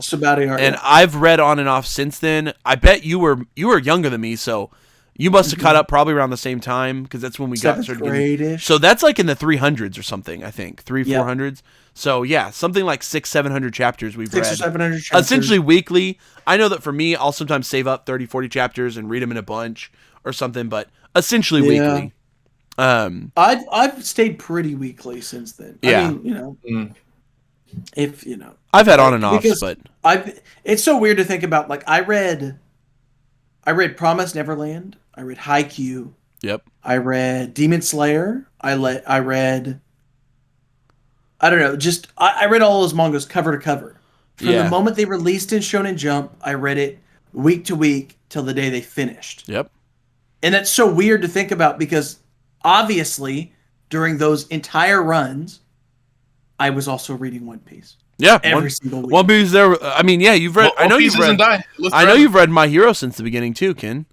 I've read My Hero since day one. Yeah. I've read. It's weird. I've read Greed Island since pre. I've read Hunter x Hunter pre Greed Island ending. Yeah. Week to week. I've read. It's just so weird to be connected to a magazine like this. Shonen Jump, man. I have read Shonen Jump since I was in middle school. For as long as we can remember, we've been into this. And I probably will continue to read Shonen Jump until the day I die. Yeah, I don't see why not. I mean, I don't know why I would get bored of it. Yeah, like I'm not hating it. It's also exciting to see like new series that get introduced into like with Ayashimon. I'm just so hype about Ayashimon. Yeah, like it's so hype. Yeah. Oh my! Ayashimon is going to run for a very long time. Or Ayashimon will run a complete story and not have any impediment whatsoever. It's going to do what it wants to do for however long it wants to do it. Yeah, At least I hope so. Fingers crossed. Boys, I think that's it. That is everything running in Shonen Jump right now. We have covered all of the series, the 20 series. There are a couple outlier series like Burn the Witch and Hunter x Hunter that occasionally I don't even want to call Hunter. Bleach, technically. Yeah, I guess Bleach came back for a random chapter. These are such a bait. And you have to remember, some people might be confused. Currently, Boruto and Dragon Ball Super both run in the monthly Shonen Jump. They're still under the Shonen Jump property, but they're not in the weekly Shonen Jump, which is what we're mainly focusing on here, which is the birthplace of many of the most popular series. Another weird thing to think about is that Weekly Shonen Jump has now started a digital offshoot called Jump Plus. That's where two other very popular series have been running, and that's Kaiju number 8 and Spy Family. Those we're kind of seeing a rise in the kind of that sister manga, the digital one, soon to be Chainsaw Man, which Chainsaw Man we've talked in depth about Chainsaw Man on this channel. I even read it all live on Twitch, which was crazy. But Chainsaw Man Part 2 is moving over to the digital jump, out of the weekly jump, the actual magazine, and over to the digital one, which will be really interesting to see. That's another massive series to be on the lookout for as the anime airs this year. But other than that, guys, that's the nature of Shonen Jump right now. That's where we're at. As we lose Magu-chan, we might be seeing a new series rise. But I think right now we're in a really unique place. Please, I hope it's a sports series. Sports. Me too. It's weird that we haven't really had a serious sports series other than, they had that 9 Dragons Ball Parade that got canceled really fast. Almost a year ago now, though. Yeah, that's crazy. But yeah, I think the biggest ones to be on the lookout for that we really cover today is Blue Box, Sakamoto Days, Witch Watch, and Elusive Samurai. I think that if there's 4 series to really think like, oh, those could be massively popular in a year or two, those are the 4 to keep looking at. I think the ones to be worried about are PPPPP, as well as Mashal Undead Unluck and Ayakashi Triangle. I mean, I think that those 3 series are riding the bottom now, and even though they've had pretty long runs, all 3 of them are ones to consider in danger. or at least to be considered in that danger zone. And you never know. There's other series that have acknowledged they might be coming to a close, like Dr. Stone and Jujutsu Kaisen and My Hero. And My Hero. All three have acknowledged like they might be ending in the coming years, which will be really weird for the magazine because it'll go through another shifting period, another growing phase. Because it's kind of like what happened after Naruto and Bleach left. It's going to take some time to reestablish after that. So so weird to think that I've now read through. If these come to an end, I have now read through two full sets of beginning to ends while One Piece has continued to run. Yeah. So there we are. So I mean, there's also like a long list of series that got canceled while One Piece has been running. So. So many series that have been canceled in One Piece's runtime. So it's just wild. Pour one out for all. I mean, we lost like something like 20 series last year or something. I think I did the count. A ton of Weekly Shonen Jump series came in and out. And we have to be worried for Duran, Mamori Sugimoru, and even Ayashimon to an extent, and PPPP especially. All four of those could, 3 months from now, all four of them could get canceled for all we know. You know what I mean? Like flop. They could all totally flop, and we could end up. I think that if PPPP, if P6 ends, I do not think we've seen the last of Mapolo 6. And I think that the art style and the way they tell a story is something that we should look forward to in the future. And I'll feel really bad if Duran gets canceled. It'll be the second in a row that this author has had a series canceled from Weekly Shonen Jump. So it might be time for him to explore some other options. Although I say that, but My Hero Academia's author, I think he had 2 other series that were canceled in Weekly Shonen Jump before he hit with My Hero. So who knows what might come for Duran if it ends up getting canceled, but it might last. I mean, it's way too early for Duran to know if it's going to go anywhere. But I think for us, it's not really clicking with us, but we'll see. That's where we're at with Weekly Shonen Jump. Thank you guys for tuning in for the 2022 State of Shonen Jump. We probably won't follow up this with another full episode like this until probably either the end of this year or early 2023 if we're still doing the podcast at that point, which we should be. Why would we not be? I know, right? Why would we stop? So then we'll probably follow it up then. But we do like to cover... if you watch our episodes regularly, you know that if something newsworthy happens, we'll include it at the front or back of an episode regularly. So if something happens, like if another series gets canceled, if a new series gets announced, or if something gets ending all of a sudden, we'll talk about it. If a new anime gets announced for one of these series, we'll talk about it. So don't worry about that. But thank you guys for tuning in for our State of Shonen Jump 2022, for us to go back over all of these series and to kind of get our perspectives, our opinions of where they are now and what their rankings are right now. So you guys know the drill. Make sure you like, make sure you comment, make sure you subscribe. Go on Spotify, give us a 5-star ranking, give us a follow. Go on Apple Podcasts, give us a 5-star ranking, give us a follow. Those are great ways to help us out in the algorithms that make this show work. We're really glad that we continue to bring you guys anime and manga content here on the Uncensored Anime Podcast. It's one of our greatest joys. We've got a lot more content planned for you. Like I always say, we're going to keep bringing out episodes. We're starting to get back to a regular schedule, and we're getting excited for 2022. So lots of good anime coming out this year, which means lots of fun stuff for us to talk about. This year is stacked. Very stacked. Yep. So we've got a good year ahead of us. Blue Lock, and its competitor Aoashi, Kenny. They're both getting anime and this year. Chainsaw Man. Chainsaw Man, Spy Family, and Spy Family. Bleach is coming back. We've got a good year of anime. It's a good year of anime ahead of us. So be prepared for what all we have to discuss. And that's it. Make sure you guys subscribe so you can keep following us along with us. And that's all I've got for you guys. So this has been the Uncensored Anime Podcast, and we're saying peace.